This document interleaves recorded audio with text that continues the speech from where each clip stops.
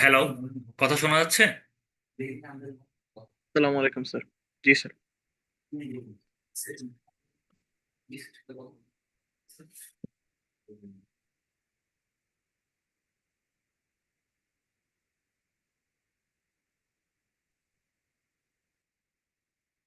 Screen কি দেখা যাচ্ছে? জি স্যার।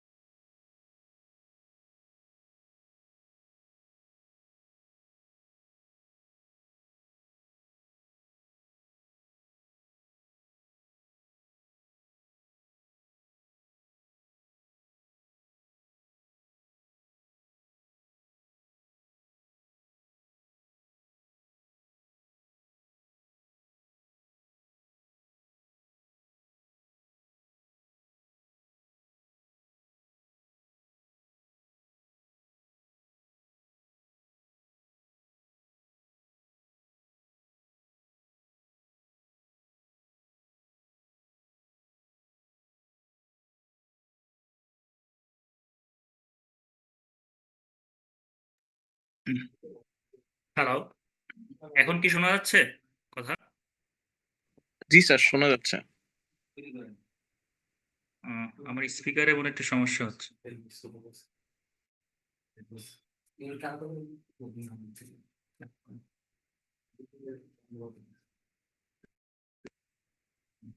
আচ্ছা, এখন কেউ কথা বলো তো একটু। হ্যালো। জি স্যার। আচ্ছা, হ্যাঁ, ঠিক আছে এখন। ঠিক আছে, আমরা শুরু করি।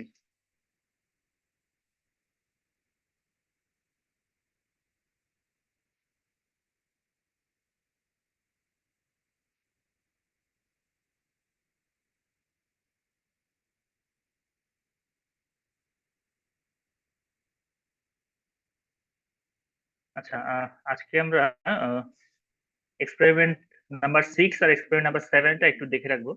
নেক্সট ক্লাসে তোমরা এগুলো ডাটা নিতে পারবা। তো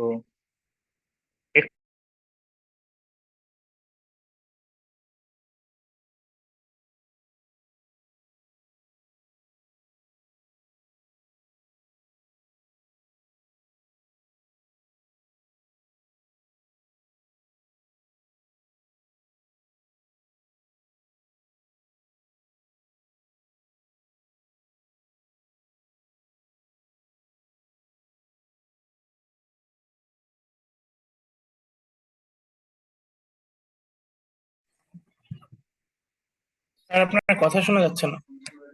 হ্যালো, শোনা যাচ্ছে? জি স্যার। স্ক্রিন দেখা যাচ্ছে? স্যার যাচ্ছে।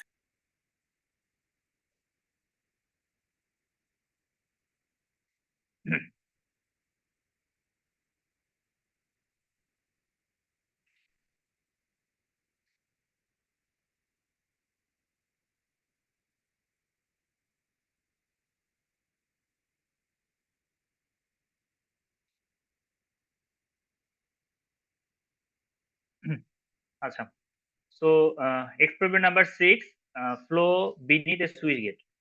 তোমরা সুইচ গেট কি কেউ দেখছো?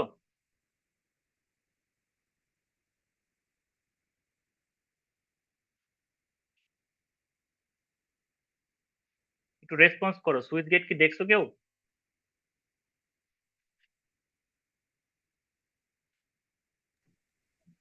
স্যার ঠিক আছে, বাঁধে থাকে বা হচ্ছে ওই টাইপের গেট, পানি কন্ট্রোলের জন্য। হ্যাঁ, আচ্ছা, তোমাদেরকে কোশ্চেন করলে একটু রেসপন্স করবে ফার্স্ট।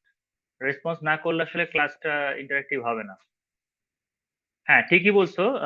বিভিন্ন ধরনের ড্যাম বা আমরা হচ্ছে ওয়াটার কন্ট্রোল করার জন্য সুইচ গেট ইউজ করে থাকি। আমাদের পাশেই হাতির ঝিলে সুইচ গেট আছে। তো আজকে আমরা দেখবো যে একটা সুইচ গেটের নিচে আন্ডার বিনিথ সুইচ গেটের নিচে দিয়ে যদি ফ্লো করে সেই ফ্লোটার জন্য কি বিভিন্ন ইকুয়েশনস আমরা দেখব। তো সুইচ গেটের মেইন যে অবজেক্টিভ, সুইচ গেটের যে কাজ সেটা হচ্ছে যে আমরা ফ্লোটাকে রেগুলেট করতে পারবো বা কন্ট্রোল করতে পারবো, এবং এর সাথে সাথে আমরা ফ্লো এর ডিসচার্জ মেজার করতে পারবো। সো বিভিন্ন ধরনের ড্যাম বা ওয়াটার রিটেইনিং স্ট্রাকচার যেগুলো আছে সেগুলোতে সুইচ গেট ইউজ করা হয় ফ্লোটাকে রেগুলেট বা কন্ট্রোল করার জন্য। তো রেগুলেট করা বলতে কি বোঝাচ্ছে, যে আমরা ইচ্ছা মতো আমাদের চ্যানেলের ওয়াটারের লেভেলটাকে রাইজ করতে পারবো বা কমাতে পারবো। এটা কোথায় কাজে লাগবে? ইরিগেশন চ্যানেলের ক্ষেত্রে। ইরিগেশন চ্যানেলে আমরা আমাদের যে ডিজায়ার্ড ওয়াটার লেভেল সেটা মেনটেন করার জন্য সুইচ গেট ইউজ করতে পারি। এখন এই সুইচ গেটটা ইউজ করে এটা হচ্ছে ডিসচার্জ কিভাবে মেজার করতে হয় পাশাপাশি আমরা সেটাও দেখব।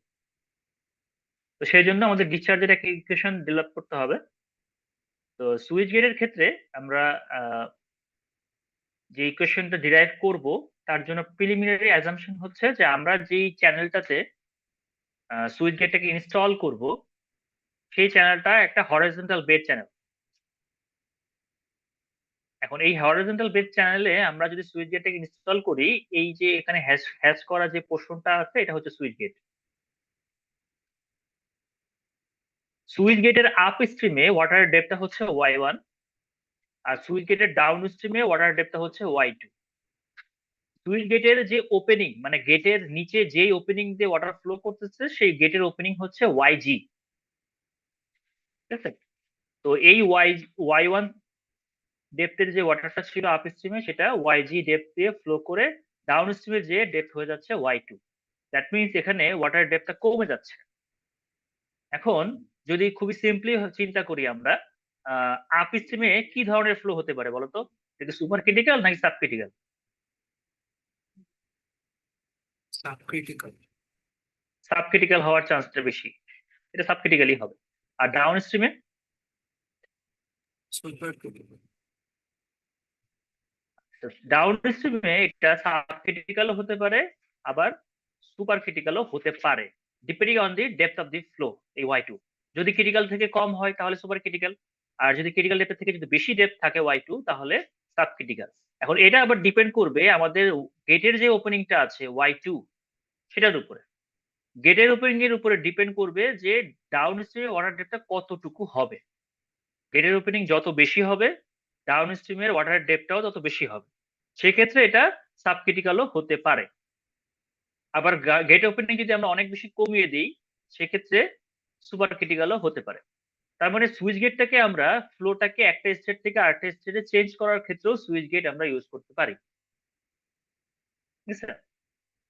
আচ্ছা, সো এখন যদি আমরা আপ স্ট্রিম এবং ডাউন স্ট্রিমে সেকশন 1 এবং সেকশন 2 এই দুইটা সেকশনের মাঝে যদি আমরা বার্নউইজ থিওরেম অ্যাপ্লাই করি,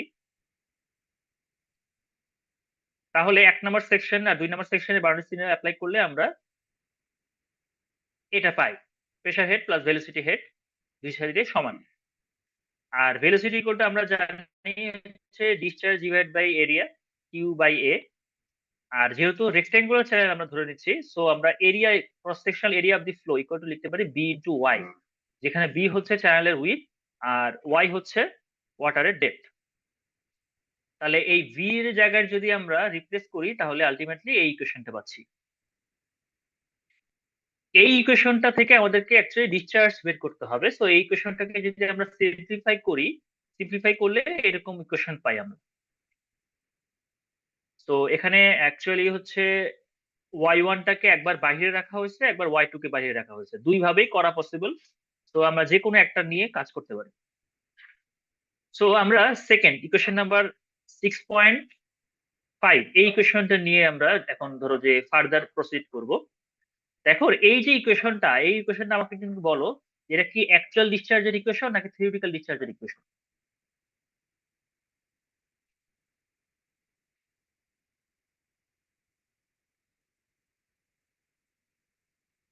answer it. theoretical discharge. Theoretical discharge. কেন থিওরিটিক্যাল ডিসচার্জ? অন্য কেউ বলতে পারবা?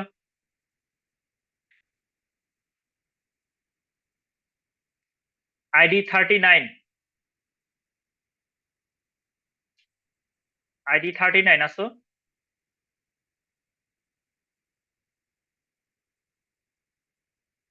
ID 33,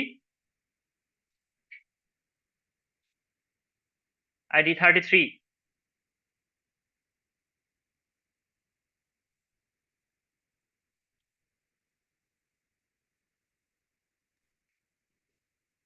ID 52। স্যার আরেকবার একটু প্রশ্নটা করেন। প্রশ্নটা হচ্ছে এই ইকুয়েশনটা তোমাদের একজন ফ্রেন্ড বললো যে এটা হচ্ছে থিওরিটিক্যাল ডিসচার্জের ইকুয়েশন। এটা হ্যাঁ। কেন থিওরিটিক্যাল ডিসচার্জের ইকুয়েশন, অ্যাকচুয়াল না কেন? উম,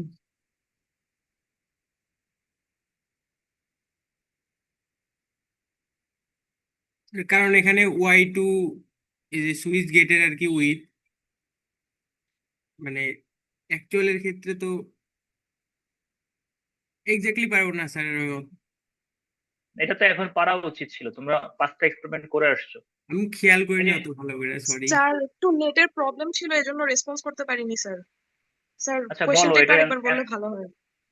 ইকুয়েশন 6.5 এই ইকুয়েশনটা অ্যাকচুয়াল ডিসচার্জের ইকুয়েশন নাকি থিওরিটিক্যাল ডিসচার্জের ইকুয়েশন? Sir theoretical.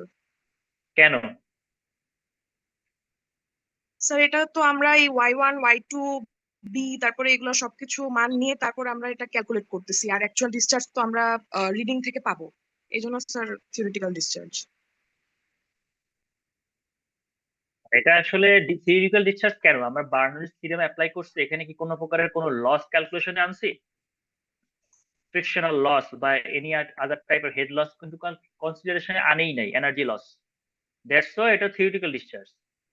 অ্যাকচুয়াল ডিসচার্জে তো এনার্জি লস হবে, সো আমরা কিন্তু কোনো প্রকারের কোনো লস কনসিডারেশনে আনি নাই, দ্যাটস ওয়াই এটা থিওরিটিক্যাল ডিসচার্জ। এখন এই থিওরিটিক্যাল ডিসচার্জটা ইকুয়েশনটাকে আমাদেরকে একটু মডিফাই করতে হবে। কেন মডিফাই করতে হবে? কারণ এখানে বেশ কিছু ফেনোমেনা ঘটে। ওয়াটার যখন, ফার্স্ট অফ অল আসি, ওয়াটার যখন ওয়াটার হাইটটা ছিল অনেক বেশি y1, ওয়াটার যখন সুইচ গেটের নিচে যে এই যে স্মল ওপেনিং yg, এই ছোট ওপেনিং দিয়ে ফ্লো করবে, ফ্লো করার সময় এখানে কি হয় দেখো, the small reduction in flow velocity due to viscous resistance. Viscous রেজিস্ট্যান্সের কারণে ফ্লো এর ভেলোসিটিটা কমে যায়। ভিসকাস রেজিস্ট্যান্সটা কোথা থেকে আসবে? চ্যানেলের যে বেডের সাথে ওয়াটারের ভিসকাস রেজিস্ট্যান্স অ্যাকচুয়ালি কি, মানে পানিটা যে ফ্লো করতেছে আপ ডাউন স্ট্রিমের দিকে, তো পানির লেয়ার বাই লেয়ার হচ্ছে ভিসকসিটি থাকবে। তো এই ভিসকসিটির কারণে ভিসকাস রেজিস্ট্যান্স তৈরি হবে। এই রেজিস্ট্যান্সের কারণে ওয়াটার যে রেজিস্ট্যান্সটা কি উল্টা দিকে কাজ করে, তো যার কারণে ভিসকাস কারণে এর যে ভেলোসিটি ছিল সেই ভেলোসিটিটা 1 নাম্বার সেকশন থেকে 2 নাম্বার সেকশনে রিডাকশন হবে। ঠিক আছে, তাহলে ভিসকাস রেজিস্ট্যান্সটাকে যদি আমরা এখানে কনসিডার করতে চাই, তাহলে আমাদের এই ইকুয়েশনে একটা কোফিসিয়েন্ট ইউজ করতে হবে, যেটাকে বলতেছে কোফিসিয়েন্ট অফ ভেলোসিটি, সিভি। ঠিক আছে, সো আমাদের 6.5 ইকুয়েশনে আমরা সিভি অ্যাড করলাম। এই সিভিটা হচ্ছে কোফিসিয়েন্ট অফ ভেলোসিটি, যার ভ্যালুস 0.95 থেকে 1 এর মধ্যে ভ্যারি করে depending on the geometry of the flow pattern. Geometry of the flow pattern মানে কি, এটাকে ম্যাথমেটিক্যালি এক্সপ্রেস করা হয় yg ডিভাইড বাই y1 দিয়ে। মিন্স গেটের opening divided by upstream stream ওয়াটারের ডেপথ। তার মানে এই ভ্যালু যদি চেঞ্জ হয় এবং এর সাথে সাথে যদি আমাদের ফ্রিকশন যদি চেঞ্জ হয়, তার মানে এর সাথে সাথে সিভির ভ্যালুও চেঞ্জ হবে। ডিপেন্ডেন্ট, এবং সেটার রেঞ্জ হচ্ছে 0.95 থেকে 1 এর মধ্যে। ওকে, আচ্ছা, এরপরে আমরা এটাকে ফার্দার আরো একটু মডিফাই করব। সেটা হচ্ছে যে আমাদের এই ছোট স্মল ওপেনিং দিয়ে যখন ওয়াটার ফ্লো করে তখন এখানে কন্ট্রাকশন হয়। এই কন্ট্রাকশনটার জন্য আমরা এখান থেকে লিখতে পারি হচ্ছে ডাউনস্ট্রিমের ডেপথ y2 ইকুয়াল টু হচ্ছে coefficient of contraction cc into গেটের ওপেনিং yg। এই সিসিটাকে বলতেছি কোফিসিয়েন্ট অফ কন্ট্রাকশন, যার ভ্যালু হচ্ছে 0.61 হচ্ছে ওয়াইডলি অ্যাকসেপ্টেড ভ্যালু, এবং এটা হচ্ছে ইন্ডিপেন্ডেন্ট। yg বাই y1 এর যে রেশিও সিবি, আমি দেখছিলাম এই রেশিওটা চেঞ্জ হলে সিবির ভ্যালু চেঞ্জ হয়, কিন্তু সিসির ভ্যালুটা ইন্ডিপেন্ডেন্ট, তার মানে এটা চেঞ্জ হবে না। তো তোমরা টেস্ট করলে দেখবা যে এই সিসি এর ভ্যালুটা 0.61 এর নিয়ারলি থাকবে। আচ্ছা, এখন এই কন্ট্রাকশনটা কিন্তু সাডেনলি হয় না, কন্ট্রাকশনটা হয় গ্র্যাজুয়ালি। আমরা যদি ফিগারটা খেয়াল করে দেখি তাহলে খেয়াল করো যে গ্র্যাজুয়ালি এর এরিয়া ওয়াইজি ওপেনিং থেকে কন্ট্রাকশন হয়ে এর ডেপথটা কমে y2 হয়েছে। এই কন্ট্রাকশনটা গ্র্যাজুয়ালি হয়। তো গ্র্যাজুয়ালি হতে হতে এই ম্যাক্সিমাম কন্ট্রাকশন যখন হবে তখন আমরা ডেপথ পাবো y2। আর এই ম্যাক্সিমাম কন্ট্রাকশনটা হয় হচ্ছে গেট থেকে গেট ওপেনিং এর সমান ডিস্টেন্সে, যে গেট থেকে গেটটা যেখানে আছে সেই গেটের লোকেশন থেকে আমরা যদি ডাউন স্ট্রিমের দিকে গেটের ওপেনিং এর সমান ওয়াইজ এর সমান ডিস্টেন্সে যাই, সেই পয়েন্টে যে ম্যাক্সিমাম কন্ট্রাকশন হবে, সেই কথাটাই এখানে লেখা আছে। The maximum contraction of Z occurs approximately at a distance equal to the gate opening.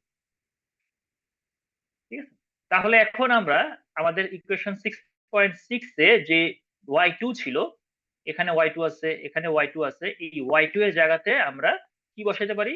CCYG বসাতে পারি। তাহলে এই CCYG যদি বসিয়ে দিই তাহলে আমরা ফার্দার ইকুয়েশন 6.8 পাচ্ছি। ঠিক আছে, তাহলে এখন এই 6.8 টাকে ফার্দার আমরা আরো একটু মডিফাই করব। কিভাবে মডিফাই করতেছি খেয়াল করো, এই 6.8 ইকুয়েশন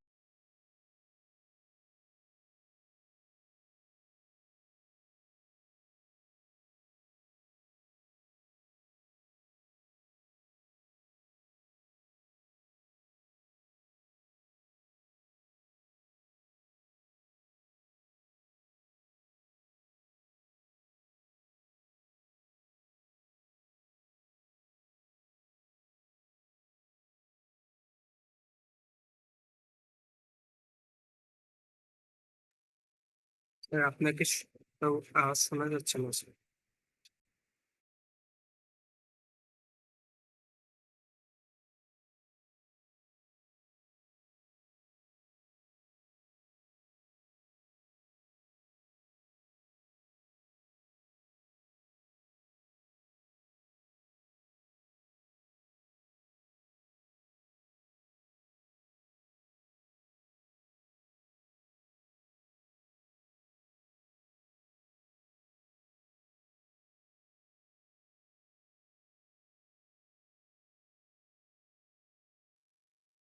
হ্যালো, শোনা যাচ্ছে?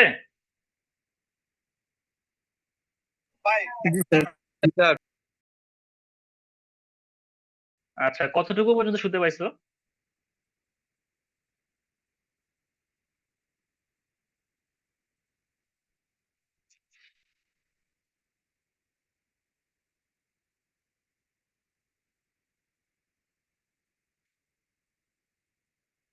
আচ্ছা দেখো, আমরা যেটা বলতেছিলাম যে আমাদের ইকুয়েশন 6.6 এ আমরা y2 equal to CC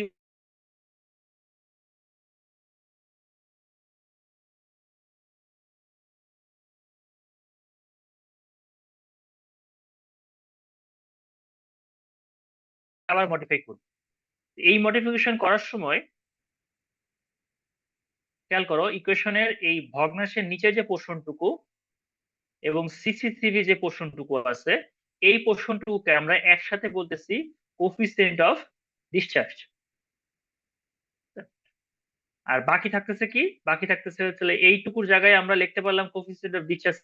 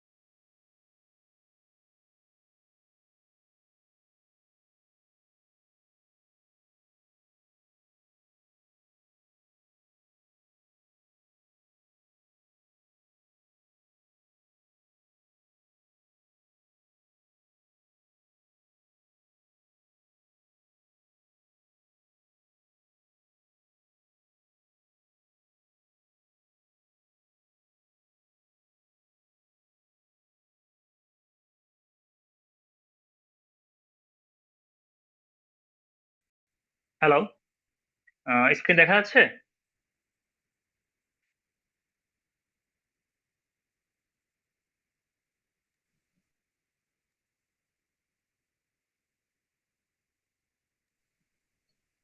G sir, দেখা যাচ্ছে। আচ্ছা, নেটওয়ার্কে অনেক ডিস্টার্ব করতেছিল। তো এনিওয়ে, আমরা কত পর্যন্ত, তোমরা কত পর্যন্ত শুনতে পারছো? কোন পর্যন্ত?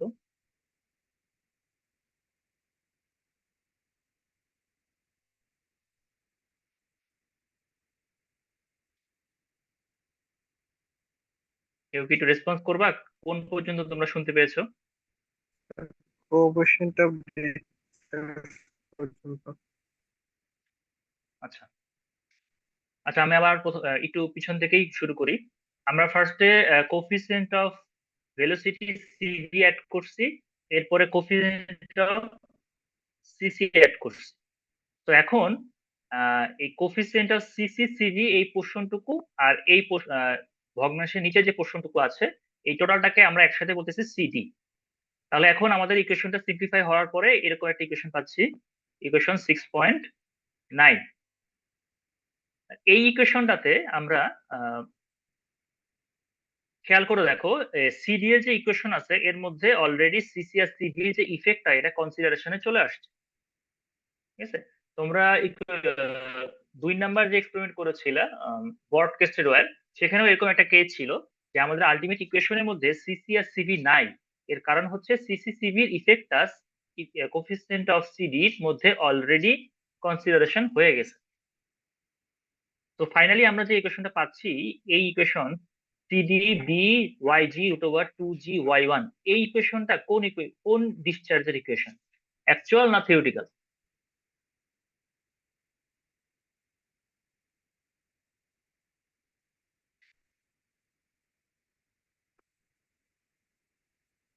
আমার কোশ্চেন কি বুঝতে পারছো?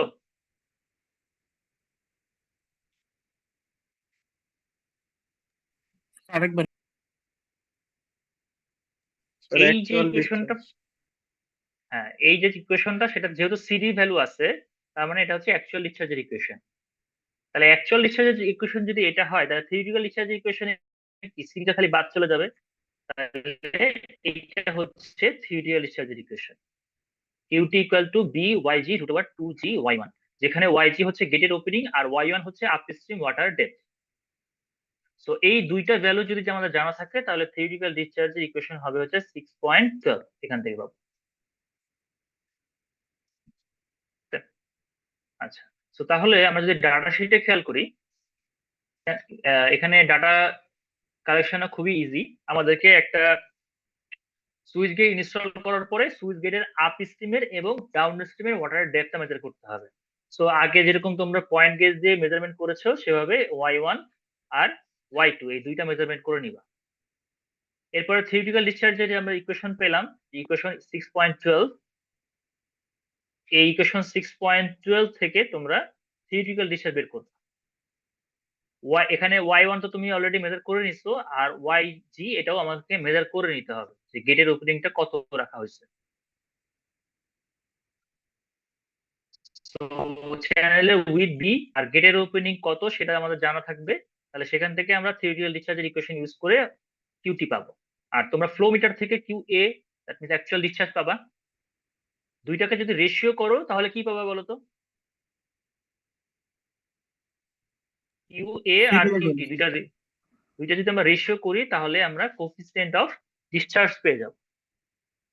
আচ্ছা, আর সিসি কোথা থেকে পাবো?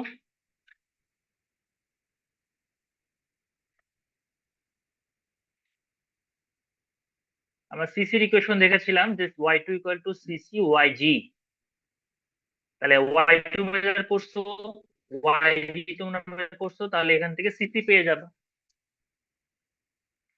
সিসি এবং সিডি যদি পেয়ে যাও, তাহলে সিডি এর যে ইকুয়েশনটা ছিল, আমরা সিডির একটা ইকুয়েশন এখানে দেখেছিলাম, ইকুয়েশন 6.10। এই সিসি এর এই ইকুয়েশনে যদি আমরা সিডি এর ভ্যালু এবং সিসি এর ভ্যালু বসিয়ে দিই, তাহলে আলটিমেটলি সিভি পাবো। তো এটা আসবে ইকুয়েশন 6.10 থেকে।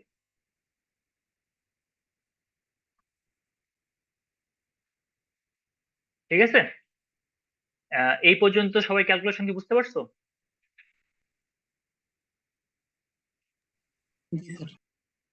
তো এখানে আমাদেরকে তিনটা ডাটা নিতে হচ্ছে equation, up stream water depth, down stream water depth y1 y2, আর গেটের ওপেনিং হচ্ছে yg।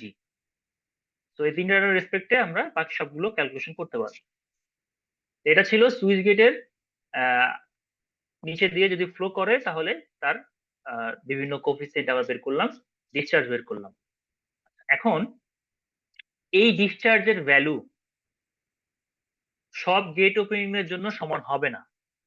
যদি গেটের ওপেনিংটা বাড়ায় দেই আমরা, নিচে এই y1 এর ভ্যালু যদি বেশি, yg ভ্যালু যদি বেশি হয়, মানে গেটের ওপেনিংটা বেশি আছে, সেক্ষেত্রে ডিসচার্জ কি বেশি হবে না কম হবে? কি মনে হয় তোমাদের? বেশি হবে স্যার।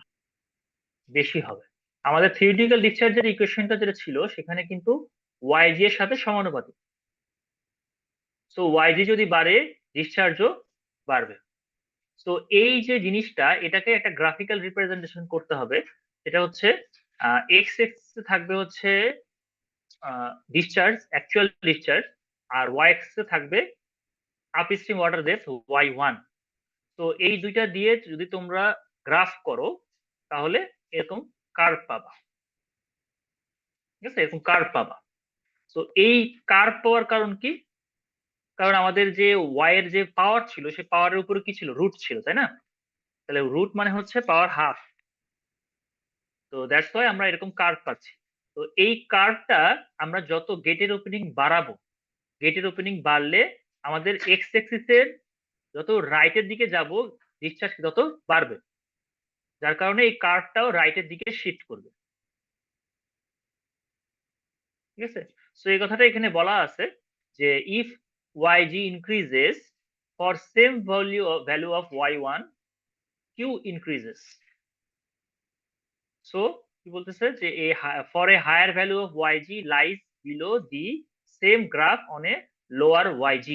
এর মানে হচ্ছে আমাদের এই yg ভ্যালু যত বেশি বাড়াবো আমরা, সেম আপস্ট্রিম ওয়াটার ডেপথের জন্য এই গ্রাফটা গ্র্যাজুয়ালি রাইটের দিকে শিফট করবে, কারণ রাইটের দিকে কি ডিসচার্জ বাড়তেছে। তো তোমাদের চারটা গ্রুপ আছে, চারটা গ্রুপে তোমাদেরকে যে ডাটা দেওয়া হবে সেই ডাটা থেকে আমাদেরকে এই গ্রাফটা প্রডিউস করতে হবে। তো তোমাদের ধরো চারটা গ্রুপের মধ্যে প্রথম দুইটা গ্রুপের জন্য সেম গেট ওপেনিং থাকবে।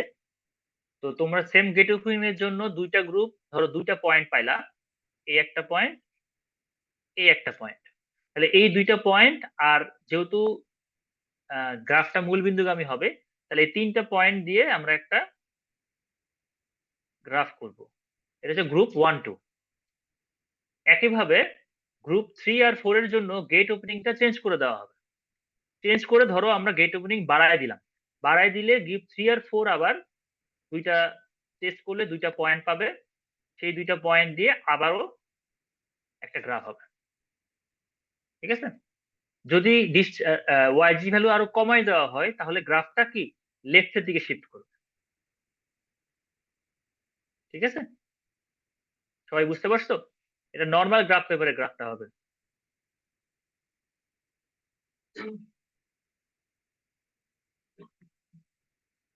এ পর্যন্ত কারো কোনো কোশ্চেন আছে?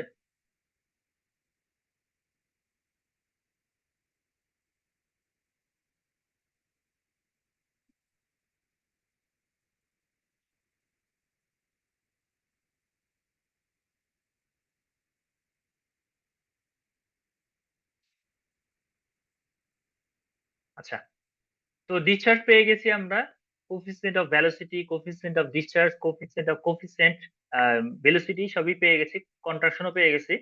এখন নেক্সট কাজ হচ্ছে আমাদের ফোর্স অন সুইচ গেট। একটা ফ্লোতে যখন সুইচ গেট ইনস্টল করা হয় তাহলে ফোর্স, সুইচ গেটের উপরে ওয়াটার এসে একটা ফোর্স অ্যাপ্লাই করে। এই ফোর্সের ভ্যালু কত সেটা আমাকে বের করতে হবে, যেটা সুইচ গেটের ডিজাইনের জন্য খুব ইম্পর্টেন্ট। সুইচ গেটটা যদি এই প্রেসারটা বা এই ফোর্সটা যদি উইথহেল্ড করতে না পারে, রেজিস্ট করতে না পারে, ইন দ্যাট কেস সুইচ গেটটা কিন্তু কলাপস করবে। তাহলে সুইচ গেটের উপরে কি পরিমাণের ওয়াটার ফোর্স আসছে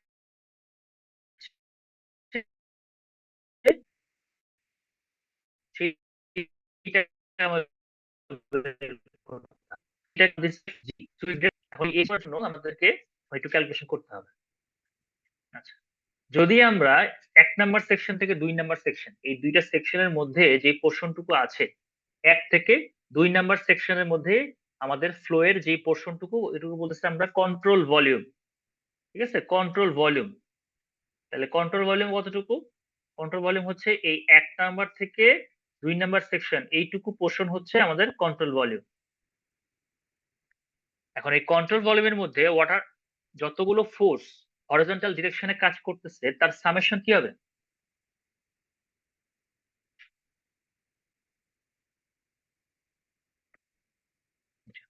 দেখো বলতেছে কি, the horizontal component of this force acting on fluid within the control volume, এটা ফিগার 6.1 এ দেখানো আছে, আর the resultant of hydrostatic pressure distributed at the section 1 and section 2।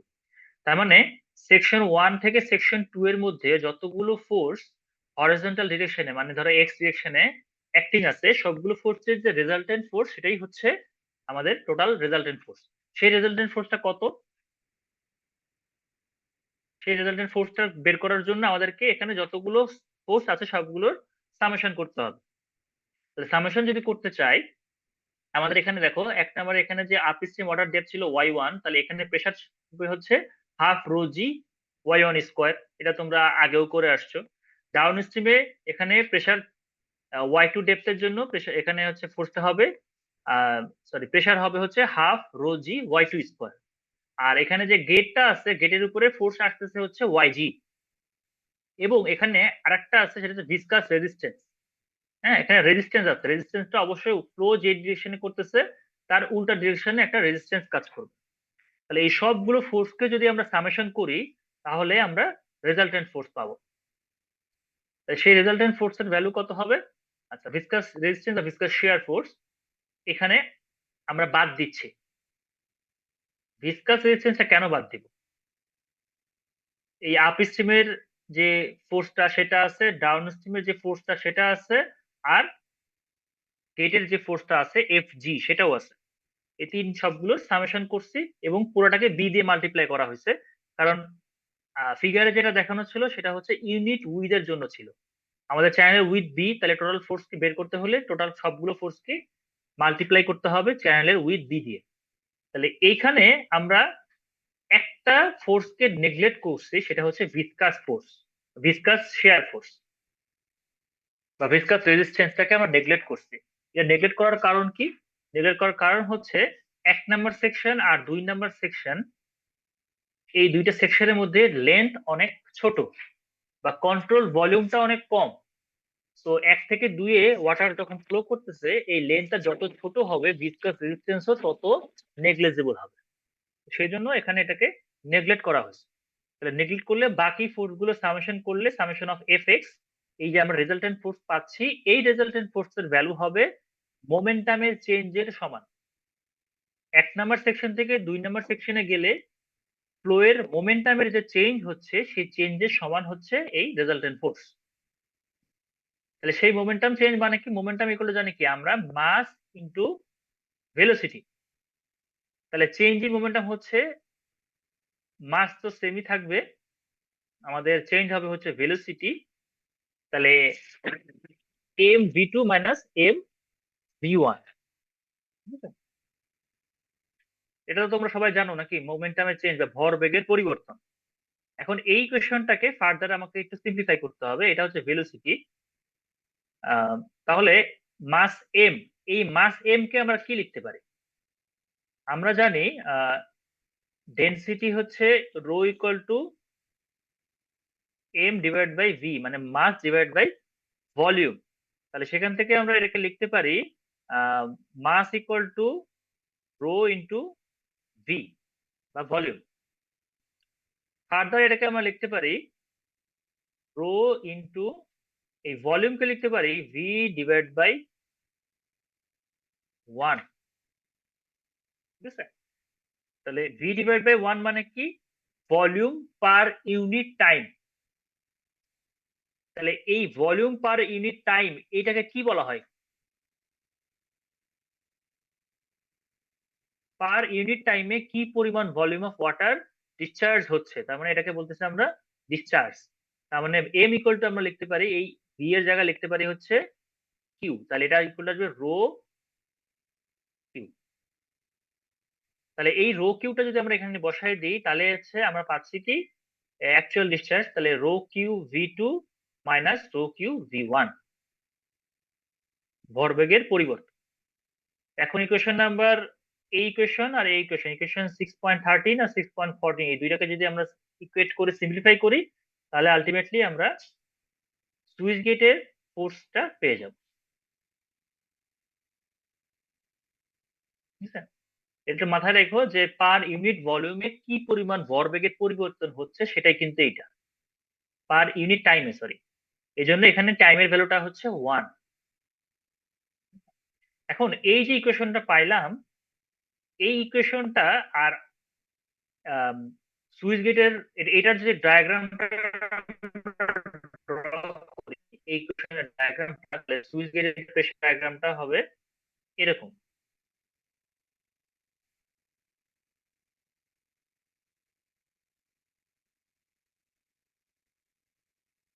এই যে ডায়াগ্রামটা দেখতে পাচ্ছি আমরা, ঠিক গ্রাজুয়ালি প্রথমে বাড়ছে তারপরে আবার কমে গেছে।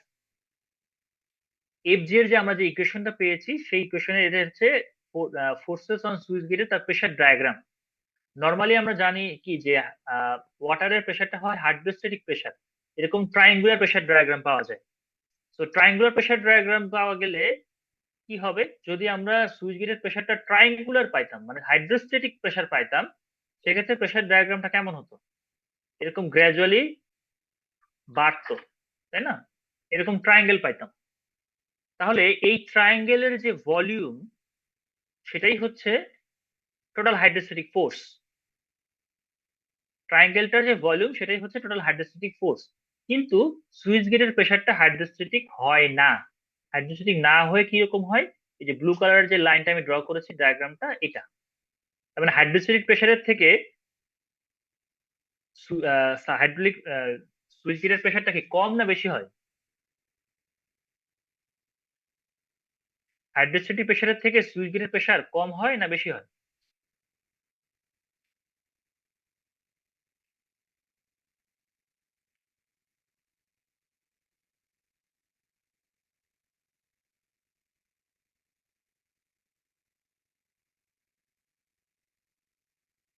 তোমাকে কোশ্চেনটা বুঝতে পারছো?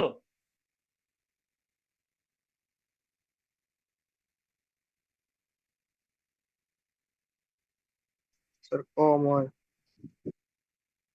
কম হয়। হুম। এখন এই হাইড্রোস্ট্যাটিক প্রেসার যদি হইতো, ধরে নিই যে যদি হাইড্রোস্ট্যাটিক প্রেসার হয়, সেক্ষেত্রে এই ট্রায়াঙ্গেলের ভলিউম কত হবে? তাহলে ভলিউম বের করতে গেলে আমাদের লাগবে হচ্ছে এই হাইটটা,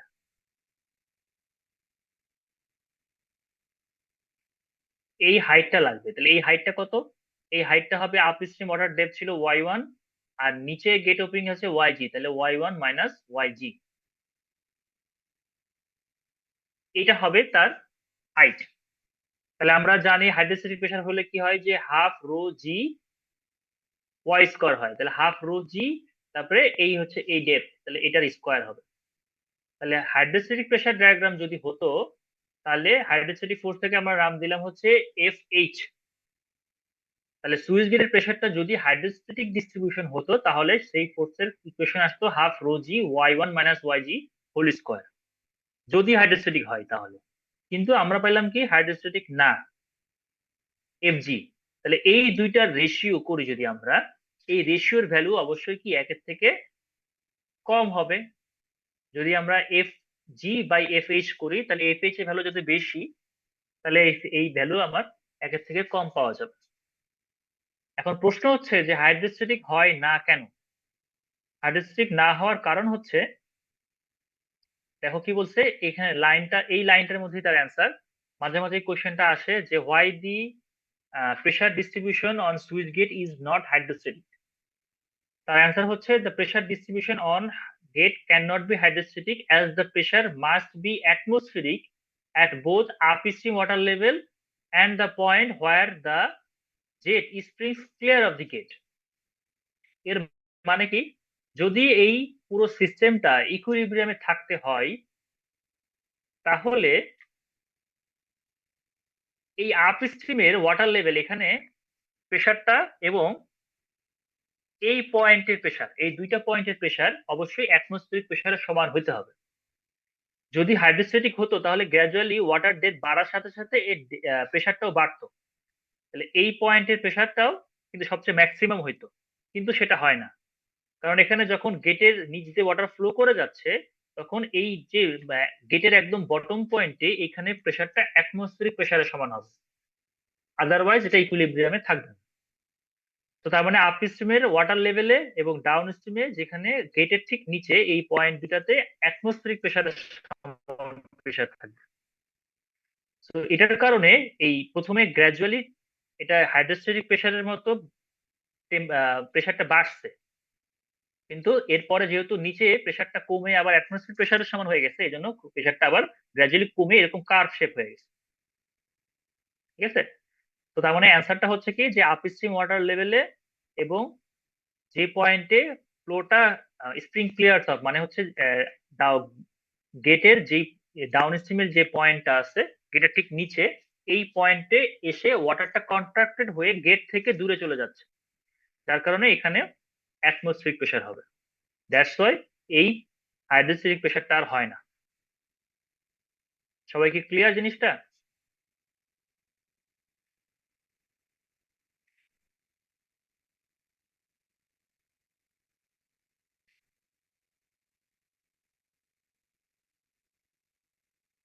জি স্যার।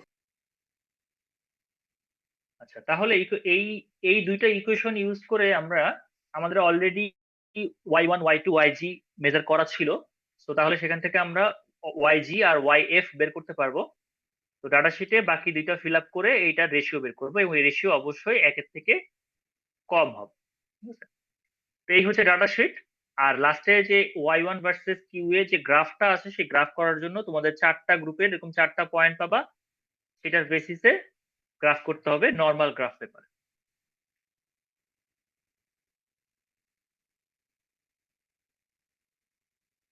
তাহলে আজকে আমাদের অবজেক্টিভ ছিল ডিসচার্জ মেজার করা, করতে পারছি, কোফিসিয়েন্ট বের করতে পারছি, আমরা গ্রাফ প্লট করব এবং ওয়াইজি ওয়াইএফ এর ভ্যালু বের করব এবং রেশিও বের করব। তো সবগুলোই আমাদের বের করা হয়ে গেছে। কারো কি কোনো কোয়েশ্চেন আছে এই টপিকের উপরে?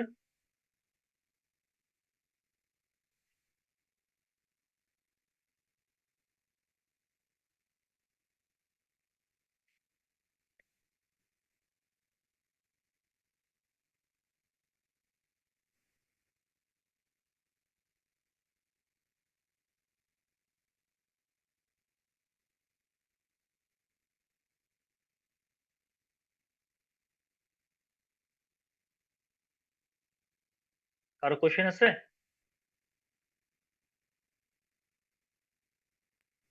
আচ্ছা।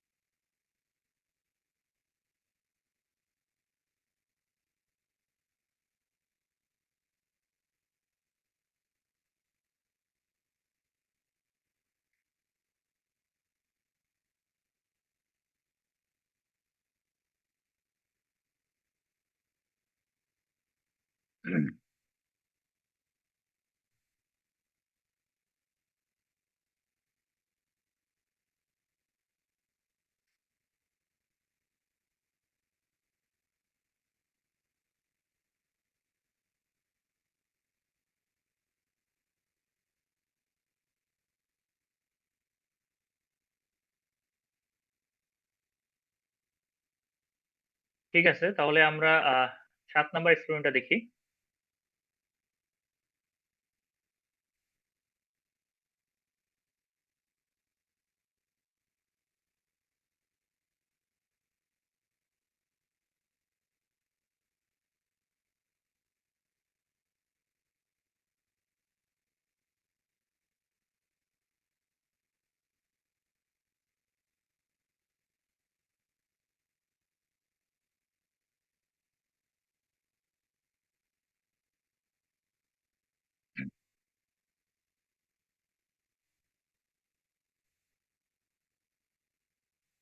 আচ্ছা, তোমরা কি স্লাইডটা দেখতে পাচ্ছ 7 নাম্বার এক্সপেরিমেন্টের?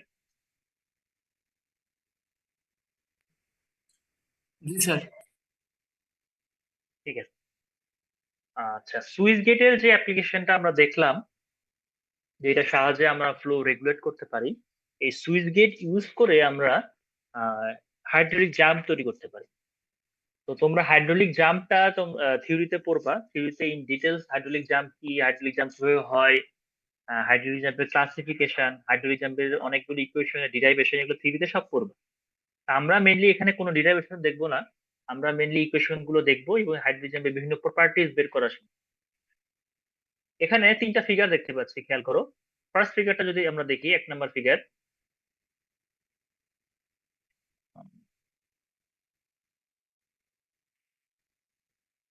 এক নাম্বার ফিগারটাতে খেয়াল করে দেখো যে ওয়াটারের ডেপথটা সাডেনলি ইনক্রিজ করছে, বোঝা যাচ্ছে? 2 নাম্বারটাতে সেম জিনিসই দেখা হয়েছে যে ওয়াটার ডেপথটা সাডেনলি জাম্প করছে। এখানে ধরো ওয়াটার ডেপথ ছিল y1, এখানে জাম্প করে এটা হয়ে গেছে y2। তো এই যে সাডেন একটা জাম্প করলো ওয়াটারের, এটাকেই বলতেছি আমরা হাইড্রোলিক জাম্প। তাহলে হাইড্রোলিক জাম্পকে সোজাভাবে যদি বলি, তাহলে সাডেনলি ওয়াটারের ডেপথের যে একটা অ্যাব্রাপ্ট রাইজ হচ্ছে, এই রাইজটাকে বলতেছি হাইড্রোলিক জাম্প। তো এখন এই হাইড্রোলিক জাম্পটা যদি আমরা ডিফাইন করতে চাই প্রপারলি, বা হাইড্রোলিক জাম্পটা কিন্তু সচরাচর সবসময় হবে না।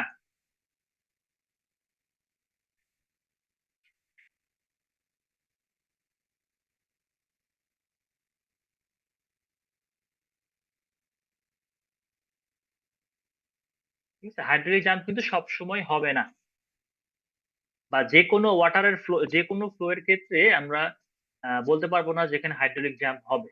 তাহলে হাইড্রোলিক জাম্প হওয়ার জন্য একটা ক্রাইটেরিয়া হচ্ছে যেখানে ফ্লোটা ইনিশিয়ালি সুপার ক্রিটিক্যাল হতে হবে।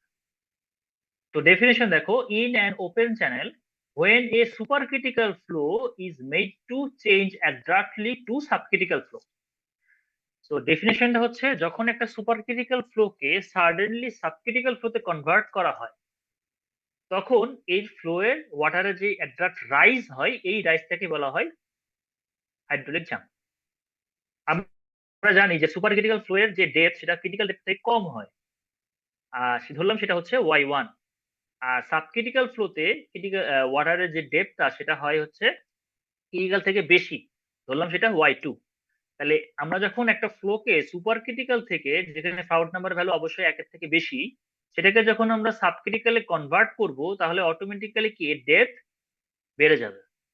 এই ডেপথ বেড়ে যাওয়াটাকেই বলতেছে হাইড্রোলিক জাম্প। ঠিক আছে, তার মানে কোন একটা ফ্লো যদি ক্রিটিক্যাল ডেপথে ফ্লো করে, that means critical flow, critical ফ্লোতে আমরা কি হাইড্রোলিক জাম্প পাবো? স্যার হ্যাঁ,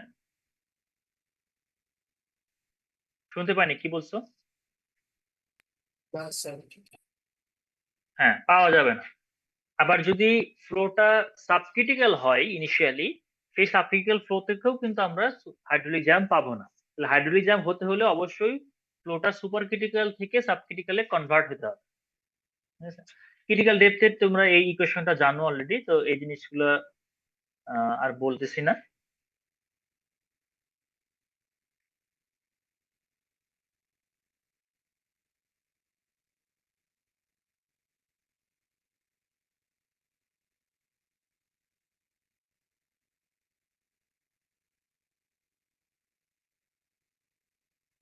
আচ্ছা, এবার আসি যে হাইড্রোলিক জাম্পের ইউজ কোথায় আমরা ইউজ করতে পারি। এই যে জাম্প করতেছি, জাম্প করলে তাহলে ওয়াটার লেভেল বেড়ে যাচ্ছে, তাহলে এই ফেনোমেনাটা আমরা কোথায় ইউজ করতে পারবো? তো সেটার 1 নাম্বার যে ইউজটা আছে সেটা হচ্ছে যে এটাকে আমরা এনার্জি ডিসিপেটর হিসেবে ইউজ করতে পারবো। Dissipation of excess energy. Water, আমরা জানি যে সুপার ক্রিটিক্যাল ফ্লো যখন থাকে তার মধ্যে এনার্জি বেশি থাকে। তো হাই এনার্জি ওয়াটারটাকে যখন আমরা সুপার ক্রিটিক্যাল থেকে সাব ক্রিটিক্যালে কনভার্ট করব, এখানে এনার্জি লস হবে। কিভাবে এনার্জি লস হবে? ওয়াটার যখন ফ্লোটা বেড়ে যাচ্ছে, মানে সরি, ফ্লোর যখন ওয়াটার ডেপথটা রাইজ করবে, তখন এই জায়গা পানির মধ্যে কিছু ঘূর্ণন তৈরি হবে। এই ঘূর্ণন তৈরি হওয়ার কারণে মানে ভর্টেক্স ক্রিয়েট হবে, এই ভর্টেক্স ক্রিয়েট করার জন্য ওয়াটার থেকে এনার্জি কি সে ডিসিপিটেট করে ফেলবে, তার মানে এক্সেস এনার্জিটা কমে যাবে। তার মানে আপ স্ট্রিমে আমরা যে এনার্জি পাচ্ছিলাম ডাউন স্ট্রিমে যাওয়ার পরে এর এনার্জি কমে যাবে। সো কোনো একটা স্ট্রিমে যদি আমরা এনার্জি কমাতে চাই সেক্ষেত্রে আমরা হাইড্রোলিক জাম্প ইউজ করতে পারি। সেটা কোথায় কাজে লাগে? ডাউন স্ট্রিমে যদি একটা ফ্লোয়ের ডাউন স্ট্রিমে যদি আমাদের কোনো হাইড্রোলিক স্ট্রাকচার থাকে, যেমন ড্যাম ওয়্যার বা স্পিলওয়ে থাকে বা যদি ব্রিজ থাকে, তাহলে ফ্লোয়ের এনার্জি যদি অনেক বেশি হয় সেক্ষেত্রে বেড ম্যাটেরিয়ালটা স্কাওরিং হওয়ার চান্স থাকে, ডাউন স্ট্রিমের বেড ম্যাটেরিয়াল স্কাওরিং হওয়ার চান্স থাকে। মানে কি যে যেমন তোমরা পদ্মা ব্রিজের কথা শুনছো, যে পদ্মা ব্রিজের আমরা ধরো যে একটা ব্রিজ আছে, সেই ব্রিজটার যে পায়ার গুলা কিসের উপরে আছে? রিভারের নিচে যে বেড আছে সেই বেডের উপরে আছে, যে সয়েলটা আছে সেই সয়েলের উপরে আছে। এখন রিভারের যদি ফ্লোয়ের এনার্জি যদি অনেক বেশি থাকে তাহলে ফ্লোয়ের সাথে রিভারের বেডের ম্যাটেরিয়ালটা স্কারিং হবে, ক্ষয় হয়ে যাবে, ওয়াশড আউট হয়ে যাবে। তাহলে ওয়াশড আউট হয়ে গেলে যে ডাউন স্ট্রিমে যে স্ট্রাকচারটা ছিল, যে ব্রিজটা ছিল, সেই ব্রিজটা কিন্তু আর টিকে থাকবে না। এটাকে বলা হয় ব্রিজ স্কাওরিং। তো এই স্কাওরিং এর প্রবলেমটা প্রিভেন্ট করার জন্য আমাদেরকে এনি হাউ ওয়াটারের যে ভেলোসিটি ছিল, যে সরি যেই এনার্জি ছিল সেই এনার্জিটাকে কমাতে হবে। সেটার জন্য হাইড্রোলিক জাম্প একটা ওয়ে হতে পারে। নেক্সট হচ্ছে ওয়াটার লেভেল ইনক্রিজ করতে পারবো আমরা। তাহলে ইরিগেশন চ্যানেলে যেখানে ওয়াটার লেভেলটা হাই ওয়াটার লেভেল প্রয়োজন বা ওয়াটার ডিস্ট্রিবিউশন পারপাজে, আমরা জানি ওয়াটারের ডেপথ যত বেশি হবে ওয়াটারের প্রেশার তত বেশি হবে। সো ওয়াটার ডিস্ট্রিবিউশনের পারপাসের ক্ষেত্রেও আমরা হাইড্রোলিক জাম্প ইউজ করতে পারি। এরপর আছে ইনক্রিজিং ডিসচার্জ অফ সুইচ গেট। সুইচ গেটের ডিসচার্জ বাড়া যাবো কিভাবে? তাহলে আমরা সুইচ গেটের কেবলই একটা ইকুয়েশন পড়ে আসলাম, যে ডিসচার্জের ইকুয়েশন কিউ ইকুয়াল টু কি ছিল? B Y G root over 2G Y1। এই ইকুয়েশনে Y1 টা ছিল up stream water depth, switch গেটের আপ স্ট্রিমের ওয়াটার ডেপথ ছিল। তাহলে এখন আমরা যদি ডিসচার্জ বাড়াতে চাই তাহলে এই Y1 টা বাড়াইতে হবে।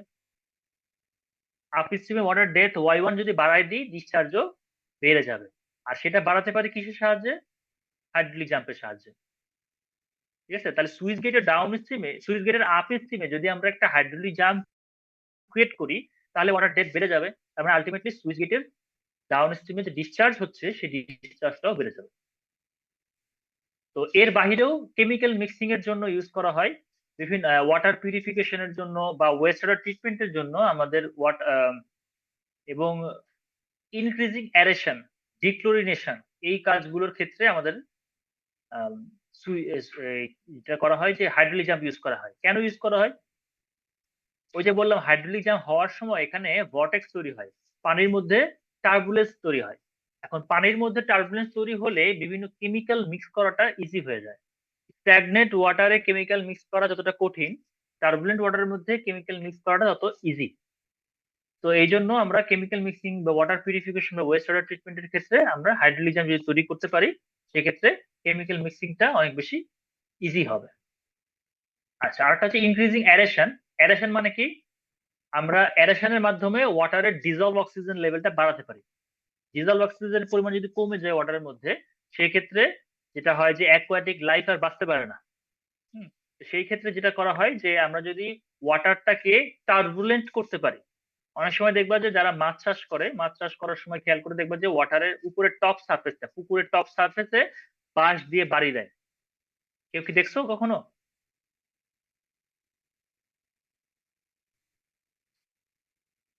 বাঁশ দিয়ে বাড়ি দেয় এবং হচ্ছে বিভিন্ন ধরনের মেশিন আছে, মেশিন দিয়ে ওয়াটারটাকে অ্যাগ্রিগেটেড করে, হ্যাঁ, একটু ওয়াটারের মধ্যে টার্বুলেন্স তৈরি করে। তো এটা করলে যেটা হয় যে ওয়াটারের মধ্যে বাতাস থেকে অক্সিজেনটা ওয়াটারের মধ্যে ইনসার্ট করে, তার মানে অক্সিজেন লেভেল, ডিজলভ অক্সিজেনের পরিমাণটা বাড়ে, যেটা মাছ চাষের জন্য খুবই দরকার। তো এইভাবে অ্যারেশন বাড়ানো যায়। তো হাইড্রোলিক জাম্প হলে এখানে অটোমেটিক্যালি ভর্টেক্স তৈরি হয়, পানির মধ্যে টার্বুলেন্স তৈরি হয়, যার কারণে এয়ার থেকে পানির মধ্যে অক্সিজেন ইনসার্ট করে ডিজলভ অক্সিজেনের পরিমাণটা বেড়ে যায়। এটাকেই বলা হচ্ছে ইনক্রিজিং অ্যারেশন। তো এই কাজগুলোর ক্ষেত্রে আমরা হাইড্রোলিক জাম্পকে ইউটিলাইজ করতে পারি।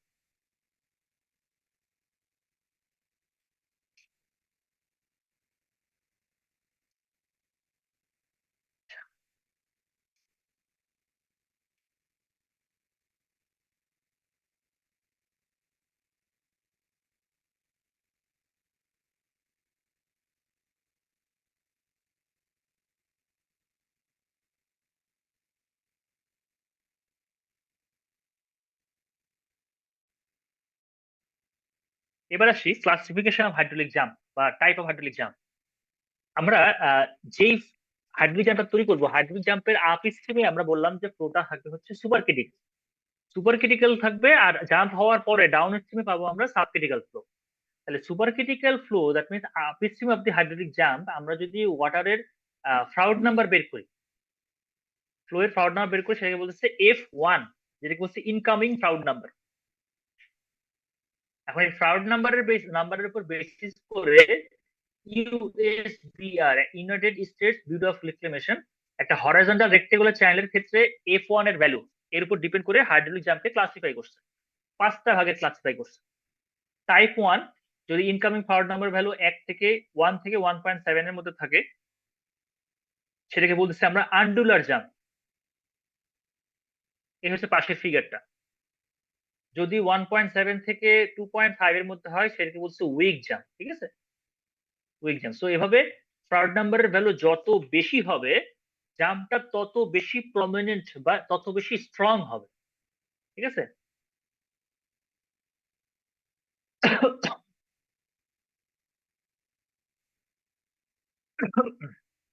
সরি।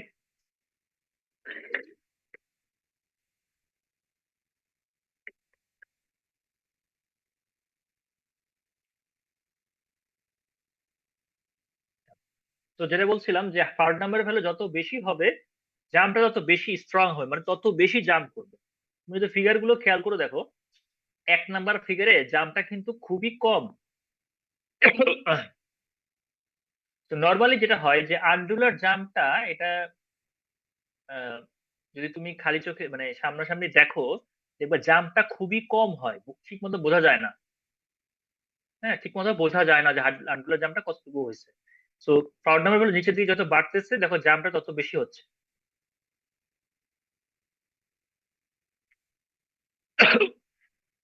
তো জাম্পটা যত বেশি হবে, এখানে টার্বুলেন্স তত বেশি ক্রিয়েট হবে।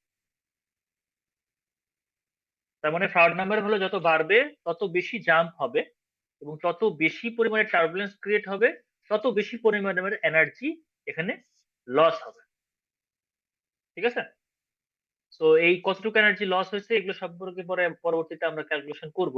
তার মানে এটুকু মাথায় রাখো যে ক্লাসিফিকেশনটা করা হয়েছে আপ স্ট্রিমের ফ্রাউড নাম্বারের উপর বেসিস করে, এবং এই ফ্রাউড নাম্বার হলো যত বেশি হবে তত স্ট্রং জাম্প হবে। তার মানে তত জাম্পের হাইটটা তত বেশি হবে, এবং তত বেশি এনার্জি ডিসিপিটেড বা তত বেশি এনার্জি লস করবে। আচ্ছা, এরপরে আমরা আসি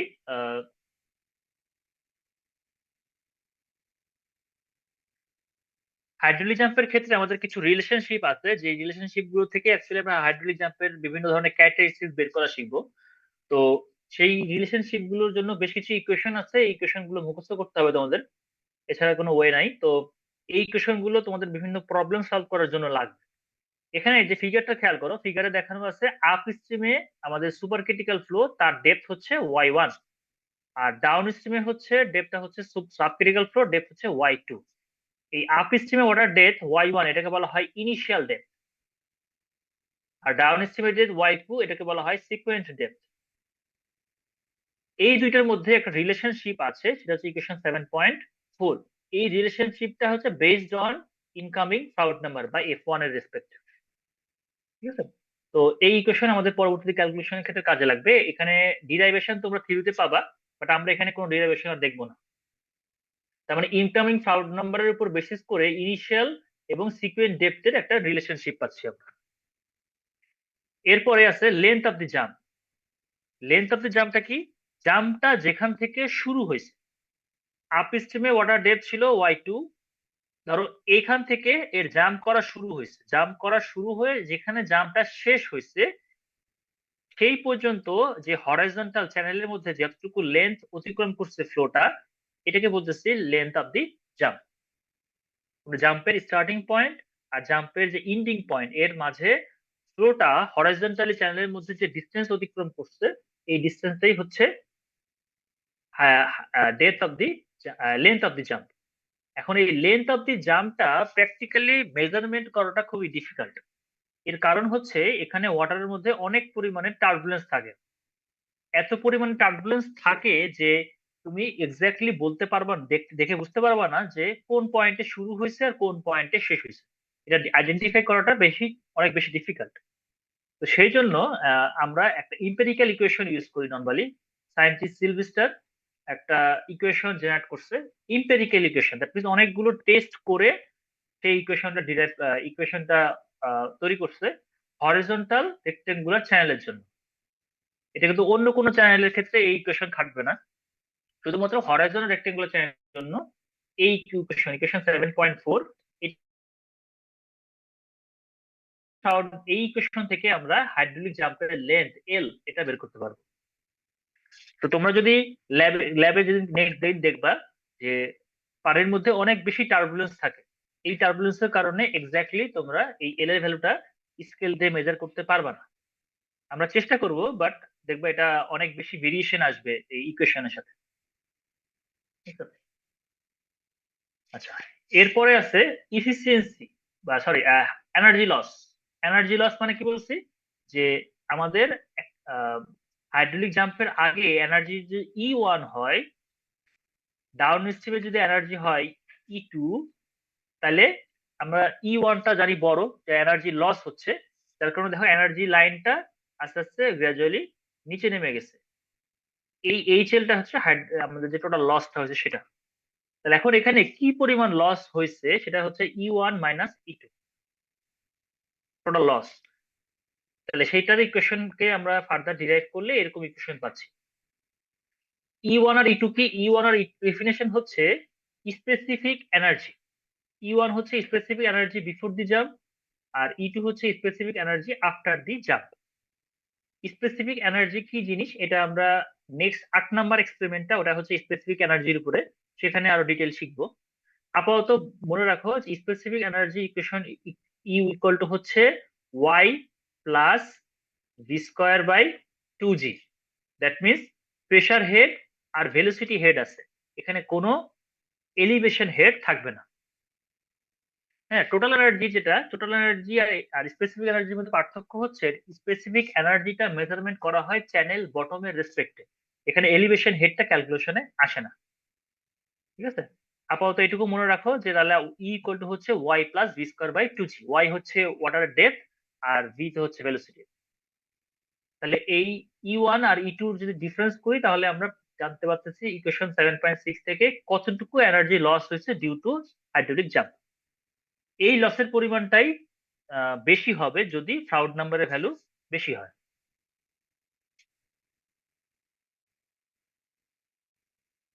এরপর আছে kinetic energy loss. Kinetic energy loss কি? ভেলোসিটি হেড যতটুকু লস হয়েছে, তার মানে ভেলোসিটি হেডের লস মানে কি? আমাদের আপ স্ট্রিমে ভেলোসিটি হেড আর ডাউন স্ট্রিমে ভেলোসিটি হেডের ডিফারেন্স। তো সেটাই আসতেছে হচ্ছে equation, just normal v1 square by 2g minus v2 square by 2g। এরপর হচ্ছে ইফিসিয়েন্সি অফ দি জাম্প। তার মানে যেহেতু এখানে এনার্জি লস হচ্ছে, তাহলে এখানে ইফিসিয়েন্সির কথা চলে আসবে। তো ইফিসিয়েন্সি হচ্ছে E2 বাই E1। জাম্পের পরের এনার্জি আর জাম্পের আগের এনার্জির যে রেশিও সেটা হচ্ছে E2 বাই E1 বা ইফিসিয়েন্সি। তো ইফিসিয়েন্সির জন্য ইকুয়েশন 7.8, এটাও ফ্রাউড নাম্বারের উপরে। আমাদের প্রত্যেকটা ইকুয়েশনই হচ্ছে আপ স্ট্রিমের ফ্রাউড নাম্বারের উপর বেস করে ডিরাইভ করা আছে। তো এই সবগুলো ইকুয়েশনই আমাদের লাগবে। এরপর হচ্ছে height of the jump. Height of the jump খুবই সিম্পল। জাম্পের আগে ওয়াটারের ডেপথ ছিল y1, জাম্পের পরে ওয়াটার ডেপথ হচ্ছে y2। এই দুইটা ডিফারেন্স করলে আমরা পাবো কতটুকু জাম্প হয়েছে। This is the hydraulic jump, height of the jump hj। এরপর হচ্ছে relative height of the jump hj by e1। এই hj বাই e1 টা কি? hj বাই e1 টা হচ্ছে relative height of the jump. এটারও একটা ইকুয়েশন দেওয়া আছে এই f1 এর রেসপেক্টে, সবগুলো হচ্ছে f1 এর রেসপেক্টে। আচ্ছা, তো ইকুয়েশন 7.4 থেকে 7.10 এই পর্যন্ত আমরা যে ইকুয়েশন গুলো দেখলাম, এই ইকুয়েশন গুলো তোমাদের ম্যাথমেটিক্যাল প্রবলেম যেগুলো আছে সেগুলো করতে গেলে লাগবে, সেগুলো মুখস্থ করতে হবে। মুখস্থ করা ছাড়া অ্যাকচুয়ালি কোনো ওয়ে নাই। আচ্ছা, এরপরে ফার্দার এই দুইটা ইকুয়েশন, আমাদের ইকুয়েশন 11 আর ইকুয়েশন 12, এই দুইটা ইকুয়েশন তোমাদের ম্যানুয়ালে নাই, বাট আমাদের ক্যালকুলেশন করার সময় কাজে লাগবে। কিভাবে আসছে? আমাদের অ্যাকচুয়ালি এই টার্মটা ক্যালকুলেট করতে হবে ওয়াই বাই ই। তো সেটা করার জন্যই আমরা ইকুয়েশনটা অ্যাকচুয়ালি একটু ডিরাইভ করে রাখছি তোমাদের সুবিধার জন্য। তো এখানে অ্যাকচুয়ালি কি হচ্ছে যে ই ইকুয়াল টু আমরা দেখছিলাম হচ্ছে Y plus V square by 2g, আর নিচে তো ওয়াই আছে, তাহলে এখান থেকে সিম্পলিফাই করলে আমরা পাচ্ছি এরকম। তো এটাকে আরো সিম্পলিফাই করলে এরকম পাচ্ছি। এখন এই যে V root over G Y, এটা মানে কি?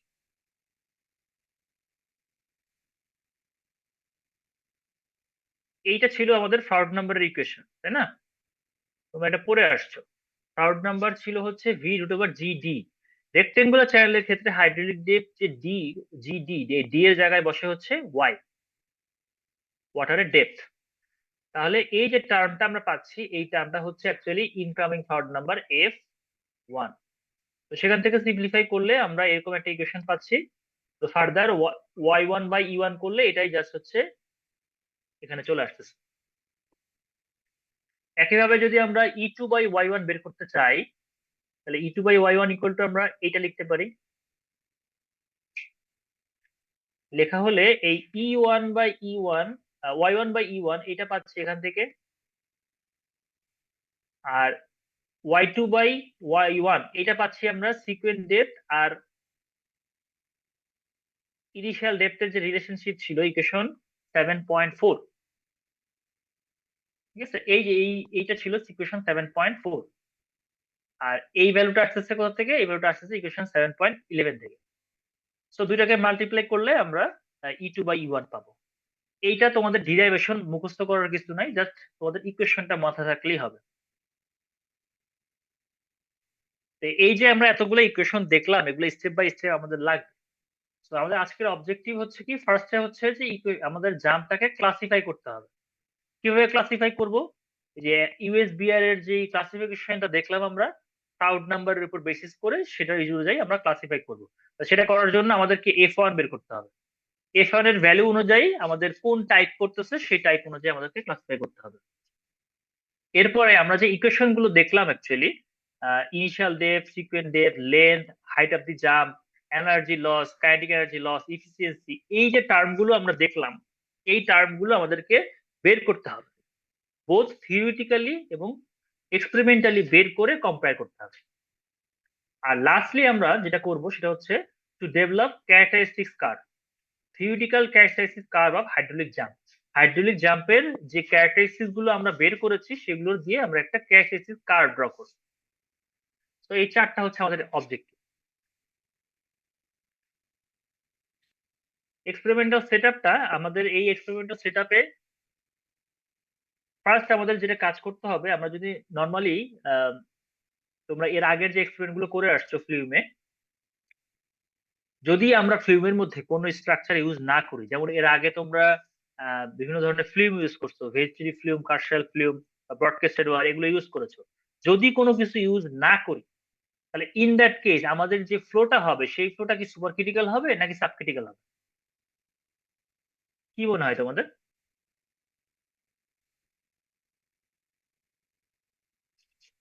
Subcritical sir. হ্যাঁ, সাব ক্রিটিক্যাল। তাহলে সাব ক্রিটিক্যাল ফ্লো যদি থাকে, তাহলে সেক্ষেত্রে কিন্তু আমরা হাইড্রোলিক জাম্প তৈরি করতে পারবো না। আমাদেরকে এনিহাও আগে ফ্লোটাকে সুপার ক্রিটিক্যাল বানাতে হবে, দেন সুপার ক্রিটিক্যাল থেকে সাব ক্রিটিক্যালে কনভার্ট করতে হবে। সেই জন্য আমাদেরকে একটা সুইচ গেট ইউজ করতে হবে। আমরা সুইচ গেট ইউজ করবো। সুইচ গেট ইউজ করলে কি হবে? সুইচ গেট ইউজ করতে পারি, আবার ব্রডকাস্টেড ওয়্যারও ইউজ করতে পারি।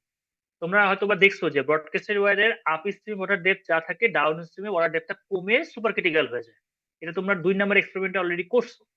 তো আজকে আমরা সুইচ গেট দিয়ে করবো, যেটা 6 নাম্বার এক্সপেরিমেন্টে আছে। সুইচ গেট ইউজ করে আমরা সুইচ গেটের নিচের গেট ওপেনিংটা এমন ভাবে রাখবো যে সুইচ গেটের আপ স্ট্রিমে যদি যেই সাব ক্রিটিক্যাল ফ্লোটা ছিল সেটা ডাউন স্ট্রিম হয়ে যাবে সুপার ক্রিটিক্যাল। তাহলে সুইচ গেটের সাহায্যে আমরা ডাউন স্ট্রিমের ফ্লোটাকে সুপার ক্রিটিক্যালে কনভার্ট করছি। এখন সুপার ক্রিটিক্যালে কনভার্ট করলে নর্মালি যেটা হবে যে আমরা এই সেম কাজটা 6 নাম্বার এক্সপেরিমেন্টেও করবো। 6 নাম্বার এক্সপেরিমেন্টে সেটাও আমরা সুইচ গেট ইউজ করবো, বাট 6 নাম্বার এক্সপেরিমেন্টে হাইড্রোলিক জাম্প হবে না।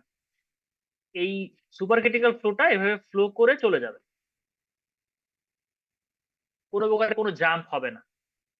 জাম্প কখন হবে? যদি আমরা এই সুইচ গেটের ডাউন স্ট্রিমে যদি কোনো অবস্ট্রাকশন দেই, সুইচ গেটের ডাউন স্ট্রিমে এখানে যদি আমরা একটা অবস্ট্রাকশন দিয়ে দিই, তাহলে এই সুপার ক্রিটিক্যাল ফ্লোটা এখানে এসে বাধা পেয়ে ব্যাক ফ্লো করবে। ব্যাক ফ্লো করার কারণে এখানে একটা জাম্প হবে। এই অবস্ট্রাকশনটা দেওয়া যেতে পারে যে এনিহাউ আমরা যেটা ল্যাবে করি সেটা হচ্ছে টেল গেট উঠাই দেই। তোমরা টেল গেটের নাম শুনছো, তাই না? তো টেল গেটটাকে আমরা আমাদের একটা পুলিশ সাহায্যে টেল গেটটা লাগানো থাকে। টেল গেটটাকে যদি আমরা উঠায় দেই, তাহলে এখানে একটা অবস্ট্রাকশন তৈরি হবে, যার কারণে এখানে হাইড্রোলিক জাম্প হবে। তো সুইচ গেটের ডাউন স্ট্রিমে যে সুপার ক্রিটিক্যাল ফ্লো ছিল সেটা কিছু দূর যাওয়ার পরে এই টেল গেটে বাধা পেয়ে ব্যাক ফ্লো করবে এবং এখানে একটা হাইড্রোলিক জাম্প হয়ে সাব ক্রিটিক্যালে কনভার্ট হয়ে যাবে। ঠিক আছে? যদি টেল গেটটাকে না উঠায় সেক্ষেত্রে কিন্তু সুইচ গেটের ডাউন স্ট্রিমে যে সুপার ক্রিটিক্যাল ফ্লো পাইছি সেটাই থেকে যাবে, কোনো সাব ক্রিটিক্যাল ফ্লো আর হবে না, জাম্প হবে না।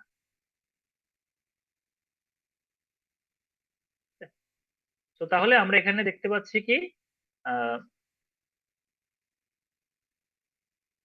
সুইচ গেটের আপ স্ট্রিমে আমাদের সাব ক্রিটিক্যাল ফ্লো পাইছি, সুইচ গেটের ডাউন স্ট্রিমে আমরা সুপার ক্রিটিক্যাল ফ্লো পাইছি এবং সেটা রাইজ হয়ে হাইড্রোলিক জাম্প হওয়ার পরে এখানে আবার আমরা সাব ক্রিটিক্যাল পাবো। ঠিক আছে, এই হচ্ছে আমাদের এক্সপেরিমেন্টাল সেটআপ। এখন আমাদেরকে যেটা করতে হবে যে সুইচ গেটের আপ স্ট্রিমে যেখানে সুইচ গেটের আপ স্ট্রিম মানে হচ্ছে সুইচ গেটের আপ স্ট্রিম না, হাইড্রোলিক জাম্পটা যেখানে হয়েছে তার আপ স্ট্রিমে, মানে জাম্পের আগে এবং জাম্পের পরে ডেপথ মেজার করতে হবে। জাম্পের আগে এবং জাম্পের পরে, জাম্পের আগে মানে কি এখানে, আর জাম্পের পরে এখানে। জাম্পের আগে যদি আমরা হাইট নেই তাহলে সেটা হবে y1, জাম্পের পরে নিলে সেটা হবে y2। এই মেজারমেন্টটা আমাদের নিতে হবে এবং আমরা মেজারমেন্ট করব কি, জাম্প এখানে শুরু হয়েছে জাম্প যেখানে শেষ হয়েছে তার মধ্যবর্তী যে ডিস্টেন্সটা সেটাকে বলেছিলাম লেন্থ অফ দি জাম্প, যেটা বলছিলাম আমরা এমনি ল্যাবে মেজার করাটা কোয়াইট ডিফিকাল্ট, বাট আমরা তারও মেজারমেন্টটা নিব এল, লেন্থ অফ দি জাম্প। এই মেজারমেন্ট আমাদেরকে নিতে হবে এবং আমাদের ফ্লো মিটার থেকে ডিসচার্জের ভ্যালুটা নিতে হবে। তো এই ভ্যালুগুলো দিয়ে আমরা ডাটা শিট কমপ্লিট করতে পারবো। তো এখানে দেখো আমরা হাইড্রোলিক জাম্পের আগে y1 এর ভ্যালু, তিনটা ভ্যালু তোমরা জানো যে তিনটা ভ্যালু নিয়ে তার এভারেজ করি আমরা। এখানে তোমাদের যদি ইরোর থাকে ইরোরটা বাদ দিতে হবে। একইভাবে ডাউন স্ট্রিমে হাইড্রোলিক জাম্পের ডাউন স্ট্রিমে আমরা তিনটা ভ্যালু ডেপথ নিছি, তার এভারেজ করব। আপ স্ট্রিমে ডাউন স্ট্রিমে ডেপথ পেয়ে গেলে আমাদের এখন প্রথম অবজেক্টিভ ছিল ক্লাসিফাই দি হাইড্রোলিক জাম্প। সেটা করার জন্য আমাদের f1 এর ভ্যালু লাগবে, ফ্রাউড নাম্বার। তাহলে ফ্রাউড নাম্বারের ইকুয়েশন হচ্ছে v root over G Y. তাহলে এই y1 তো আমরা জানি, মেজার করে নিচ্ছি অলরেডি। এখন ভেলোসিটি লাগবে, ভেলোসিটি বের করার জন্য আমাদের লাগবে হচ্ছে ডিসচার্জ। তো তোমরা তোমাদের এই ইকুয়েশন এখন এই ক্যালকুলেশন আর লাগবে না, এটা আগে লাগতো। এখন তোমরা ডিসচার্জের ভ্যালুটা, এই ডিসচার্জের ভ্যালুটা ডিরেক্টলি ফ্লো মিটার থেকে পাবা।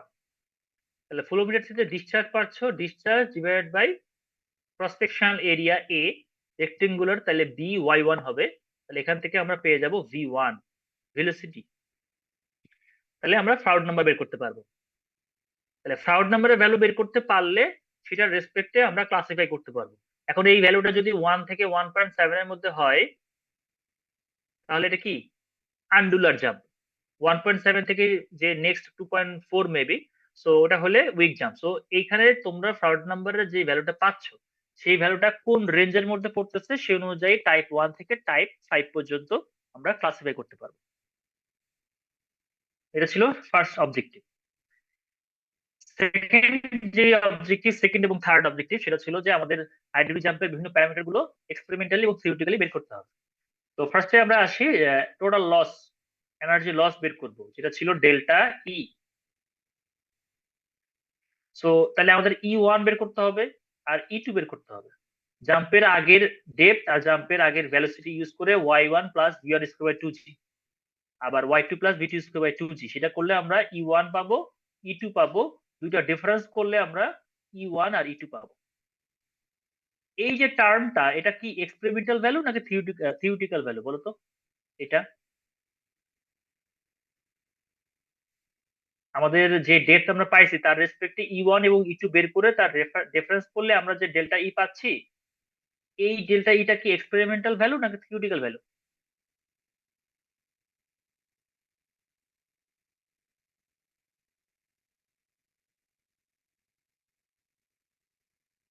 ওই কোশ্চেনটা বুঝতে পারছো?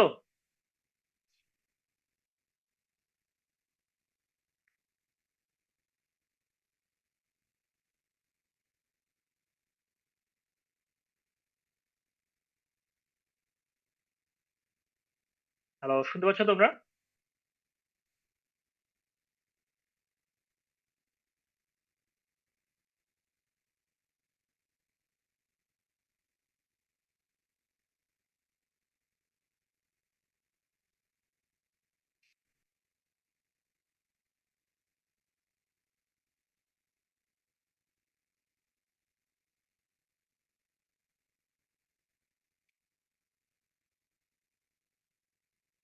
আচ্ছা, তো এখানে আমরা আমাদের মেজার্ড যে ভ্যালু ছিল y1 v1 square by 2g, সেখান থেকে আমরা যেই এনার্জি লসটা পাচ্ছি সেটা হচ্ছে অ্যাকচুয়াল বা এক্সপেরিমেন্টাল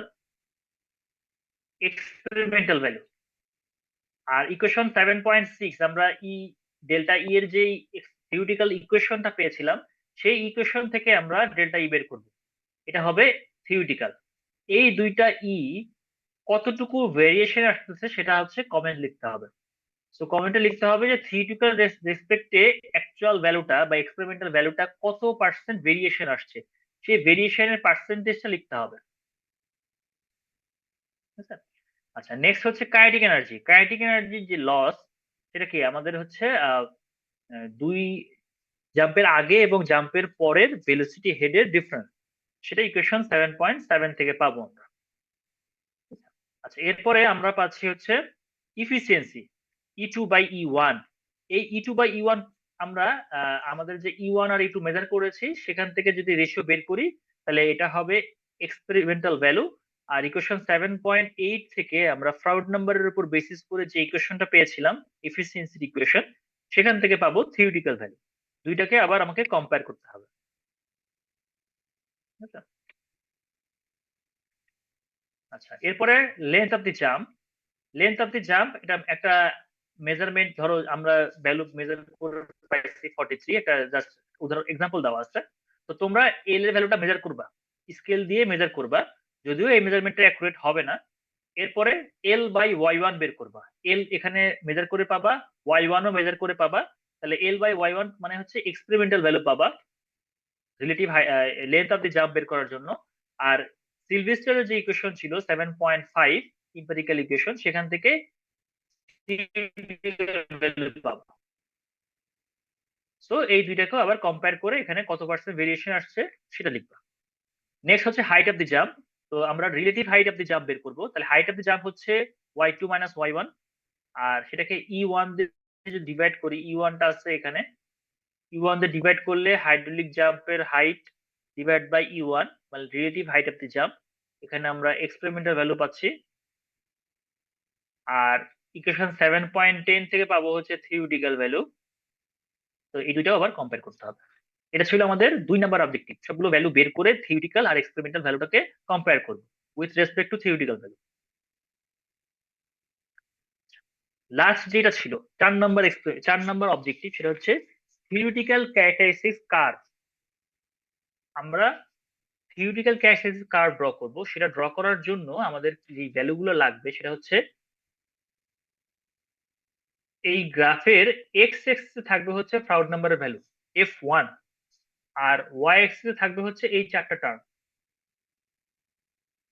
তার মানে আমরা এই প্রাউড নাম্বারের ডিফারেন্ট ভ্যালুর রেসপেক্টে এই 4টা টার্মের যে ভ্যালুগুলো সেটা আগে বের করতে হবে, করে এই টেবিলটা ফিল আপ করতে হবে। করার পরে সেটাই আমরা গ্রাফে রিপ্রেজেন্ট করব। তো E2/E1 এটা ইকুয়েশন 7.8 থেকে পাবো আমরা। Hj/E1 relative height of the jump, এটা ইকুয়েশন 7.10 থেকে পাবো। Y1/E1 আর Y2/E1 এই দুইটা ডেরিভেশন তোমাদেরকে দেখাইছি ইকুয়েশন 7.11 আর 12 থেকে। তো এই ইকুয়েশন গুলোতে আমরা এই f1 এর ডিফারেন্ট ভ্যালু প্লট করলে এই ভ্যালু গুলো পাবো, সেগুলো গ্রাফে প্লট করতে হবে। প্লট করলে আমরা এই ধরনের একটা গ্রাফ পাবো। এক্স অ্যাক্সিসে আছে f1 আর ওয়াই অ্যাক্সিসে এই চারটা টার্ম আছে। সো প্লট করলে এই ধরনের আমরা একটা গ্রাফ পাবো। তো এটাকে তোমাদের একটা নর্মাল গ্রাফ পেপারে করতে হবে, এটা হাতেই করতে হবে, এক্সেল করলে হবে না। এখন এই গ্রাফটা সম্পর্কে যদি একটু ডিসক্রাইব করতে চাই, ফার্স্ট যে গ্রাফটা সেটা হচ্ছে E2/E1 ভার্সেস f1। তোমাদের ল্যাব ম্যানুয়ালে একটু কারেকশন আছে, ল্যাব ম্যানুয়ালে তোমাদের এই E2/E1 এর যে লাইনটা একদম টপের যে লাইনটা, এই লাইনটা নাই, তোমরা এই লাইনটা একটু অ্যাড করে নিও, ঠিক আছে? আর গ্রাফে এখানে E2 হবে, একটা E1 হবে, এখানে হবে E2 divide by E1 efficiency. So এটাকে যদি আমরা গ্রাফে প্লট করি তাহলে f1 x অ্যাক্সিসে আর y অ্যাক্সিসে হচ্ছে E2/E1, তাহলে উপরের যে কার্ভটা আছে এই কার্ভটা পাবো, যেটা ইন্ডিকেট করতেছে যে ফ্রাউড নাম্বারের ভ্যালু যত বাড়বে ইফিসিয়েন্সি তত কমবে। তার মানে এনার্জি লসটা তত বেশি হচ্ছে। ফ্রাউড নাম্বারের ভ্যালু যত বেশি হবে, আগে বলছি, তত স্ট্রং জাম্প হবে, তত বেশি এনার্জি লস হবে, তো তত বেশি ইফিসিয়েন্সিও কমতে থাকবে। সো ফ্রাউড নাম্বারের ভ্যালু যখন 1, তখন ইফিসিয়েন্সি হচ্ছে 1, এর মানে কোনো লস নাই। ফ্রাউড নাম্বারের ভ্যালু যখন 1, তখন ইফিসিয়েন্সি 1 বা 100%, কোনো লস নাই। এটা কেন হয়েছে কে বলতে পারবা?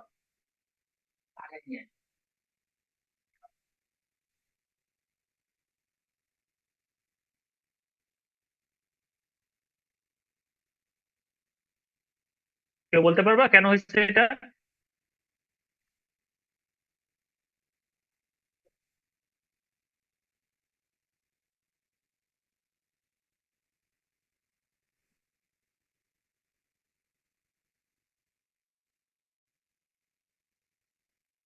তোমরা কি কেউ ক্লাস করতেছো নাকি সবাই চলে গেছে?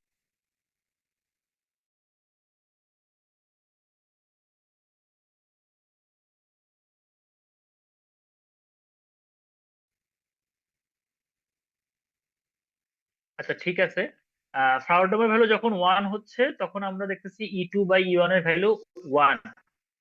এইটা তোমাদের একটা সেলফ স্টাডি থাকবে, এটা কেন হচ্ছে নেক্সট ক্লাসে আমি জিজ্ঞাসা করব, ক্লাসে যখন বলবো তখন ভাইভাতে জিজ্ঞাসা করবো। এরপরে আমরা যদি দেখি relative height of the jump hj/f1, এই ভ্যালুটা 0 পয়েন্ট থেকে শুরু হয়েছে, এরপরে গ্রাজুয়ালি বাড়ছে, বেড়ে আবার গ্রাজুয়ালি কমে গেছে। তো কতটুকু পর্যন্ত বাড়ছে? এই পিক পয়েন্টটা হচ্ছে এই 2.77। প্রাউড নাম্বার ভ্যালু 2.77 পর্যন্ত এই রিলেটিভ হাইট অফ দি জাম্পের ভ্যালু বাড়ছে, এরপরে আবার গ্রাজুয়ালি কমে গেছে। এরপরে আছে y1/E1, y1/E1 এর গ্রাফটা হচ্ছে এইটা, আর E2/E1 এইটার গ্রাফটা হচ্ছে এই উপরেরটা। তো এই দুইটা গ্রাফ দুইটা একই পয়েন্ট থেকে শুরু হয়েছে, সেই পয়েন্টটা হচ্ছে 2/3 বা 0.66667 থেকে। সো দুইটা একই পয়েন্ট থেকে শুরু হওয়ার কারণ হচ্ছে যখন ফ্রাউড নাম্বার 1 মানে কি? Critical depth, critical flow. Proud number 1 মানে ক্রিটিক্যাল ফ্লো, তার মানে কোনো হাইড্রোলিক জাম্প হবে না। তাহলে হাইড্রোলিক জাম্প যদি না হয় তাহলে সেক্ষেত্রে y1 মানে হাইড্রোলিক জাম্পের আগের ডেপথ আর y2 দুইটাই সেম। তো দুইটা যদি সেম হয় তাহলে এই এই দুইটা টার্মও সেম হবে, যার কারণে সেম পয়েন্ট থেকে শুরু হয়েছে। তো সেইটা যদি হয় সেটা কত? ক্রিটিক্যাল স্টেটে এনার্জি ইকুয়াল টু হচ্ছে 1.5 টাইমস অফ y, ক্রিটিক্যাল ডেপথের সমান। তার মানে আমরা এটাকে লিখতে পারি হচ্ছে ক্রিটিক্যাল স্টেট যেহেতু, তাহলে ইসি ইকুয়াল টু 3/2 yc। এটা তোমরা নেক্সট এক্সপেরিমেন্টে যখন পড়বা স্পেসিফিক এনার্জি y ই, তখন এটা দেখবা। তো ক্রিটিক্যাল স্টেটে স্পেসিফিক এনার্জি ইকুয়াল টু হচ্ছে 3/2 অফ ক্রিটিক্যাল ডেপথ। তাহলে এখান থেকে আমরা পাচ্ছি বা y/yc ইকুয়াল টু হচ্ছে 2/3, যার কারণে আমাদের এই দুইটা গ্রাফই সেম পয়েন্ট 2/3 বা হচ্ছে 0.667 থেকে স্টার্ট হচ্ছে, ঠিক আছে? তো এটা হচ্ছে আমাদের এই ক্যারেক্টারিস্টিক কার্ভের কিছু ক্যারেক্টারিস্টিক দেখলাম। এখন এই ক্যারেক্টারিস্টিক কার্ভটা কেন কাজে লাগবে? এই ক্যারেক্টারিস্টিক কার্ভটা যদি তোমার কাছে থাকে তাহলে যে কোনো ফ্রাউড নাম্বারের রেসপেক্টে ওই হাইড্রোলিক জাম্পের ক্যারেক্টারিস্টিক্স আমরা বের করতে পারবো। যেমন আমরা যদি বলি যে ফ্রাউড নাম্বারের ভ্যালু হচ্ছে ফর সেট 4.5, তাহলে এই 4.5 এর জন্য আমরা গ্রাফ থেকে বিভিন্ন ডাটাগুলো পাবো। তাহলে এখান থেকে একটা ভ্যালু পাবো, এখান থেকে একটা ভ্যালু পাবো, এখান থেকে ভ্যালু পাবো। হ্যাঁ, এই ভ্যালুগুলো তাহলে ফ্রাউড নাম্বার ভ্যালু যদি জানা থাকে কোনো একটা ফ্লো এর জন্য, তাহলে ওই ফ্লো এর বাকি ক্যারেক্টারিস্টিক্স গুলো কেমন হবে সেটা আমরা এই ওয়াই অ্যাক্সিস থেকে পেয়ে যাব। ঠিক আছে? এখন এখানে একটা কথা, আমরা যে ভ্যালুগুলো প্লট করলাম এখানে, হ্যাঁ, এই যে চারটা ভ্যালু আমরা ওয়াই অ্যাক্সিসে প্লট করেছি, এই চারটা ভ্যালুই কিন্তু থিওরিটিক্যাল ইকুয়েশন থেকে আসছে, মানে থিওরিটিক্যাল ভ্যালু, কোনটাই কিন্তু অ্যাকচুয়াল ভ্যালু না। তাহলে অ্যাকচুয়াল ভ্যালু যদি আমাদেরকে প্লট করতে হয় সেটা কিভাবে করব? এই গ্রাফের যতগুলো ভ্যালু গ্রাফটা প্লট করছে এটা থিওরিটিক্যাল ভ্যালু, দ্যাটস ওয়াই এটার নাম হচ্ছে থিওরিটিক্যাল ক্যারেক্টারিস্টিক্স কার্ভ। এখন তোমরা ল্যাবে যে টেস্ট করবা, ধরো ল্যাবে টেস্ট করার পরে তোমরা থিওরিটিক্যাল ভ্যালু গুলো দিয়ে এই গ্রাফটা প্লট করবা। প্লট করার পরে তোমাদের ইন্ডিভিজুয়াল যে গ্রুপ গুলো আছে, চারটা গ্রুপ, সেই ইন্ডিভিজুয়াল গ্রুপে ধরো ফ্রাউড নাম্বারের ভ্যালু তুমি পাইছো f1 ইকুয়াল টু ফরসে হচ্ছে 3.5, f1 ইকুয়াল টু ফরসে 3.5 পাইছো। তাহলে 3.5 এর রেসপেক্টে তোমরা অ্যাকচুয়াল যে ভ্যালুগুলো বের করছো, actual efficiency, actual relative height of the jump, সেই ভ্যালুগুলোকে এখানে গ্রাফে প্লট করবা। কিভাবে প্লট করবা? ধরো 3.5 বরাবর যাবা, এখানে ধরো 3.5, এই 3.5 বরাবর 3.5 বরাবর তোমরা যে ভ্যালুগুলো পেয়েছো অলরেডি,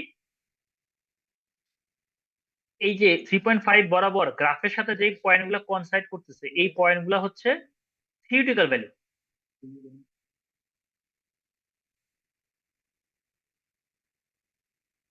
এই ভ্যালুগুলো হচ্ছে থিওরিটিক্যাল ভ্যালু। তোমাদের যে ভ্যালুগুলো আছে সেই ভ্যালুগুলো যদি থিওরিটিক্যাল ভ্যালুর সাথে ম্যাচ করে যায়, দ্যাট মিনস এই কার্ভের উপরে আসে, তার মানে কোনো ভেরিয়েশন নাই। কিন্তু তোমাদের কার্ভ ম্যাচ করবে না, হয়তো হয়তো তোমাদের এখানে গ্রাফের ভ্যালুগুলা একটু সরে যাবে, ধরো একটু উপরে চলে আসছে। এই গ্রিন কালারটা হচ্ছে থিওরিটিক্যাল আর ব্লু কালারটা হচ্ছে অ্যাকচুয়াল। তো তোমার এই 3.5 বরাবর তোমাদের গ্রাফের যে ভ্যালুগুলো সেগুলো হচ্ছে গ্রাফের সাথে কনসাইড না করে হয়তো উপরের দিকে বা নিচের দিকে থাকতে পারে। এই যে কতটুকু ভেরিয়েশন আসছে সেটাই তোমার ডাটা শিটে অলরেডি দেখাইছো।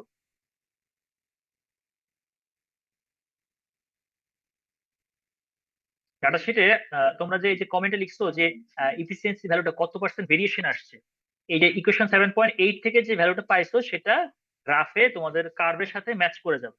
আর অ্যাকচুয়াল যে ভ্যালু পাইছে সেটা ওই কার্ভের একটু উপরে বা একটু নিচে হতে পারে। যদি ম্যাচ করে যায় তার মানে এখানে কোনো ভেরিয়েশন নাই, আর যদি ম্যাচ না করে একটু উপরে বা নিচে হয় তাহলে কত পার্সেন্ট ভেরিয়েশন আসছে সেটা। তাহলে এইখানে যে ভেরিয়েশনের রেজাল্টটা তোমরা লিখছো সেটাই গ্রাফিক্যালি রিপ্রেজেন্ট করবে। তো তোমরা জাস্ট হচ্ছে এই পয়েন্ট গুলোকে প্লট করবে, এই তোমাদের যে ফ্রাউড নাম্বার আছে সেই বরাবর অ্যাকচুয়াল যে ভ্যালুগুলো পাইছো এই চারটা টার্মের অ্যাকচুয়াল ভ্যালুগুলোকে প্লট করবে।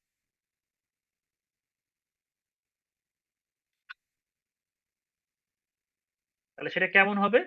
ধরো যে এরকম,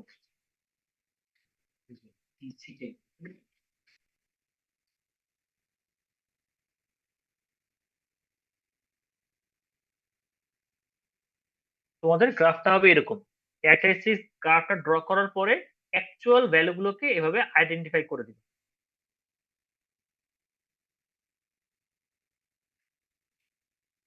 দ্যাটস ইট।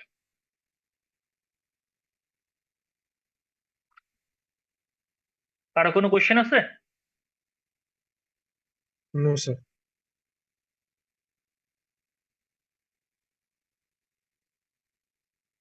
এই পুরো গ্রাফটাই কিন্তু হাতে করতে হবে, এক্সেলে করা যাবে না। ঠিক আছে, তোমরা এক্সেলে নিজেরা করতে পারো, বাট হাতে জমা দিতে হবে হাতে করে। এখানে হাইড্রোলিক জাম্পের অনেকগুলো ইকুয়েশন আছে। ইকুয়েশন গুলা যদিও একটু বড় বড় ইকুয়েশন, এই সেম ইকুয়েশন গুলো তোমাদের আবার থিওরিতেও পড়ানো হবে, থিওরিতে ডিরাইভেশনও আছে। তোমাদের যে বইটা তোমরা ফলো করো, ভেন্টিচোর বই আছে বা আরো অনেকগুলো বই আছে, বইগুলোতে তোমরা দেখতে পারো এই ইকুয়েশন গুলোই তোমার থিওরিতে যে ম্যাথ গুলো আসে সেই ম্যাথেও লাগবে। আবার আমাদের ল্যাবের কুইজেও যেসব প্রবলেম গুলো ফেস আসবে সেখানেও আসবে। তো এই ইকুয়েশন গুলো মুখস্থ রাখবা, যে কোনো ইকুয়েশন থেকেই প্রবলেম আসতে পারে, এর বাইরে কোনো কিছুই আসবে না। ঠিক আছে? তাহলে আর কারো কোনো কোয়েশ্চেন আছে এরপরে?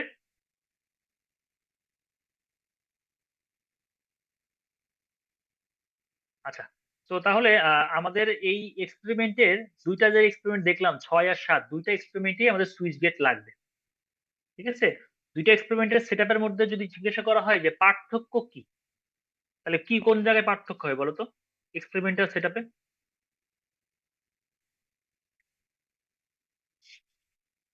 দুইটা এক্সপেরিমেন্টের এক্সপেরিমেন্টাল সেটআপে পার্থক্য কোন জায়গায় আছে?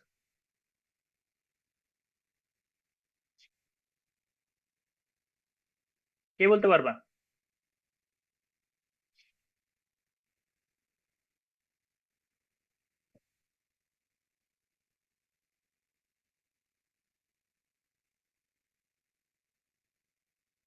আইডি 9, তাহসিন আসো?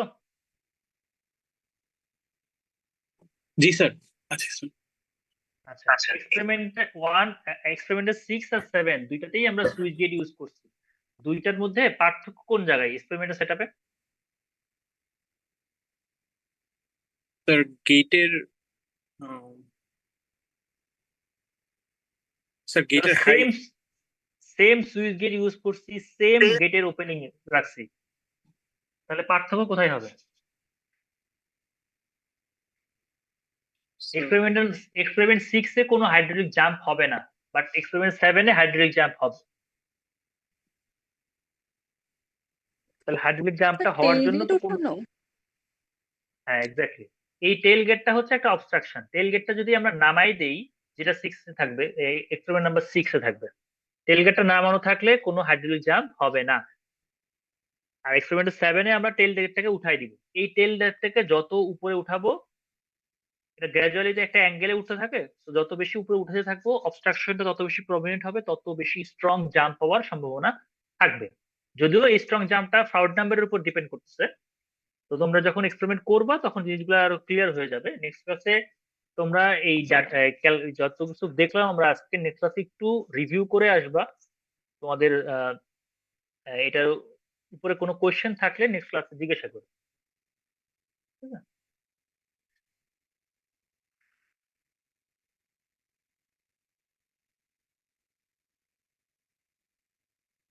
ঠিক আছে, তাহলে ক্লাসে এই পর্যন্ত থাক, নেক্সট ক্লাসে দেখা হবে।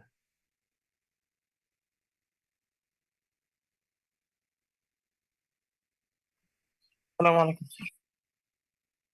ওয়ালাইকুম আসসালাম। আসসালামু আলাইকুম স্যার। অ্যাটেন্ডেন্সটা স্যার অ্যাটেন্ডেন্স হচ্ছে নেক্সট ক্লাসে নিয়ে নিব, ল্যাবে এক্সপেরিমেন্ট করার সময় নিয়ে নেব। আচ্ছা স্যার, ঠিক আছে স্যার। আসসালামু আলাইকুম স্যার। আসসালামু আলাইকুম স্যার। ওয়ালাইকুম। আসসালামু আলাইকুম স্যার।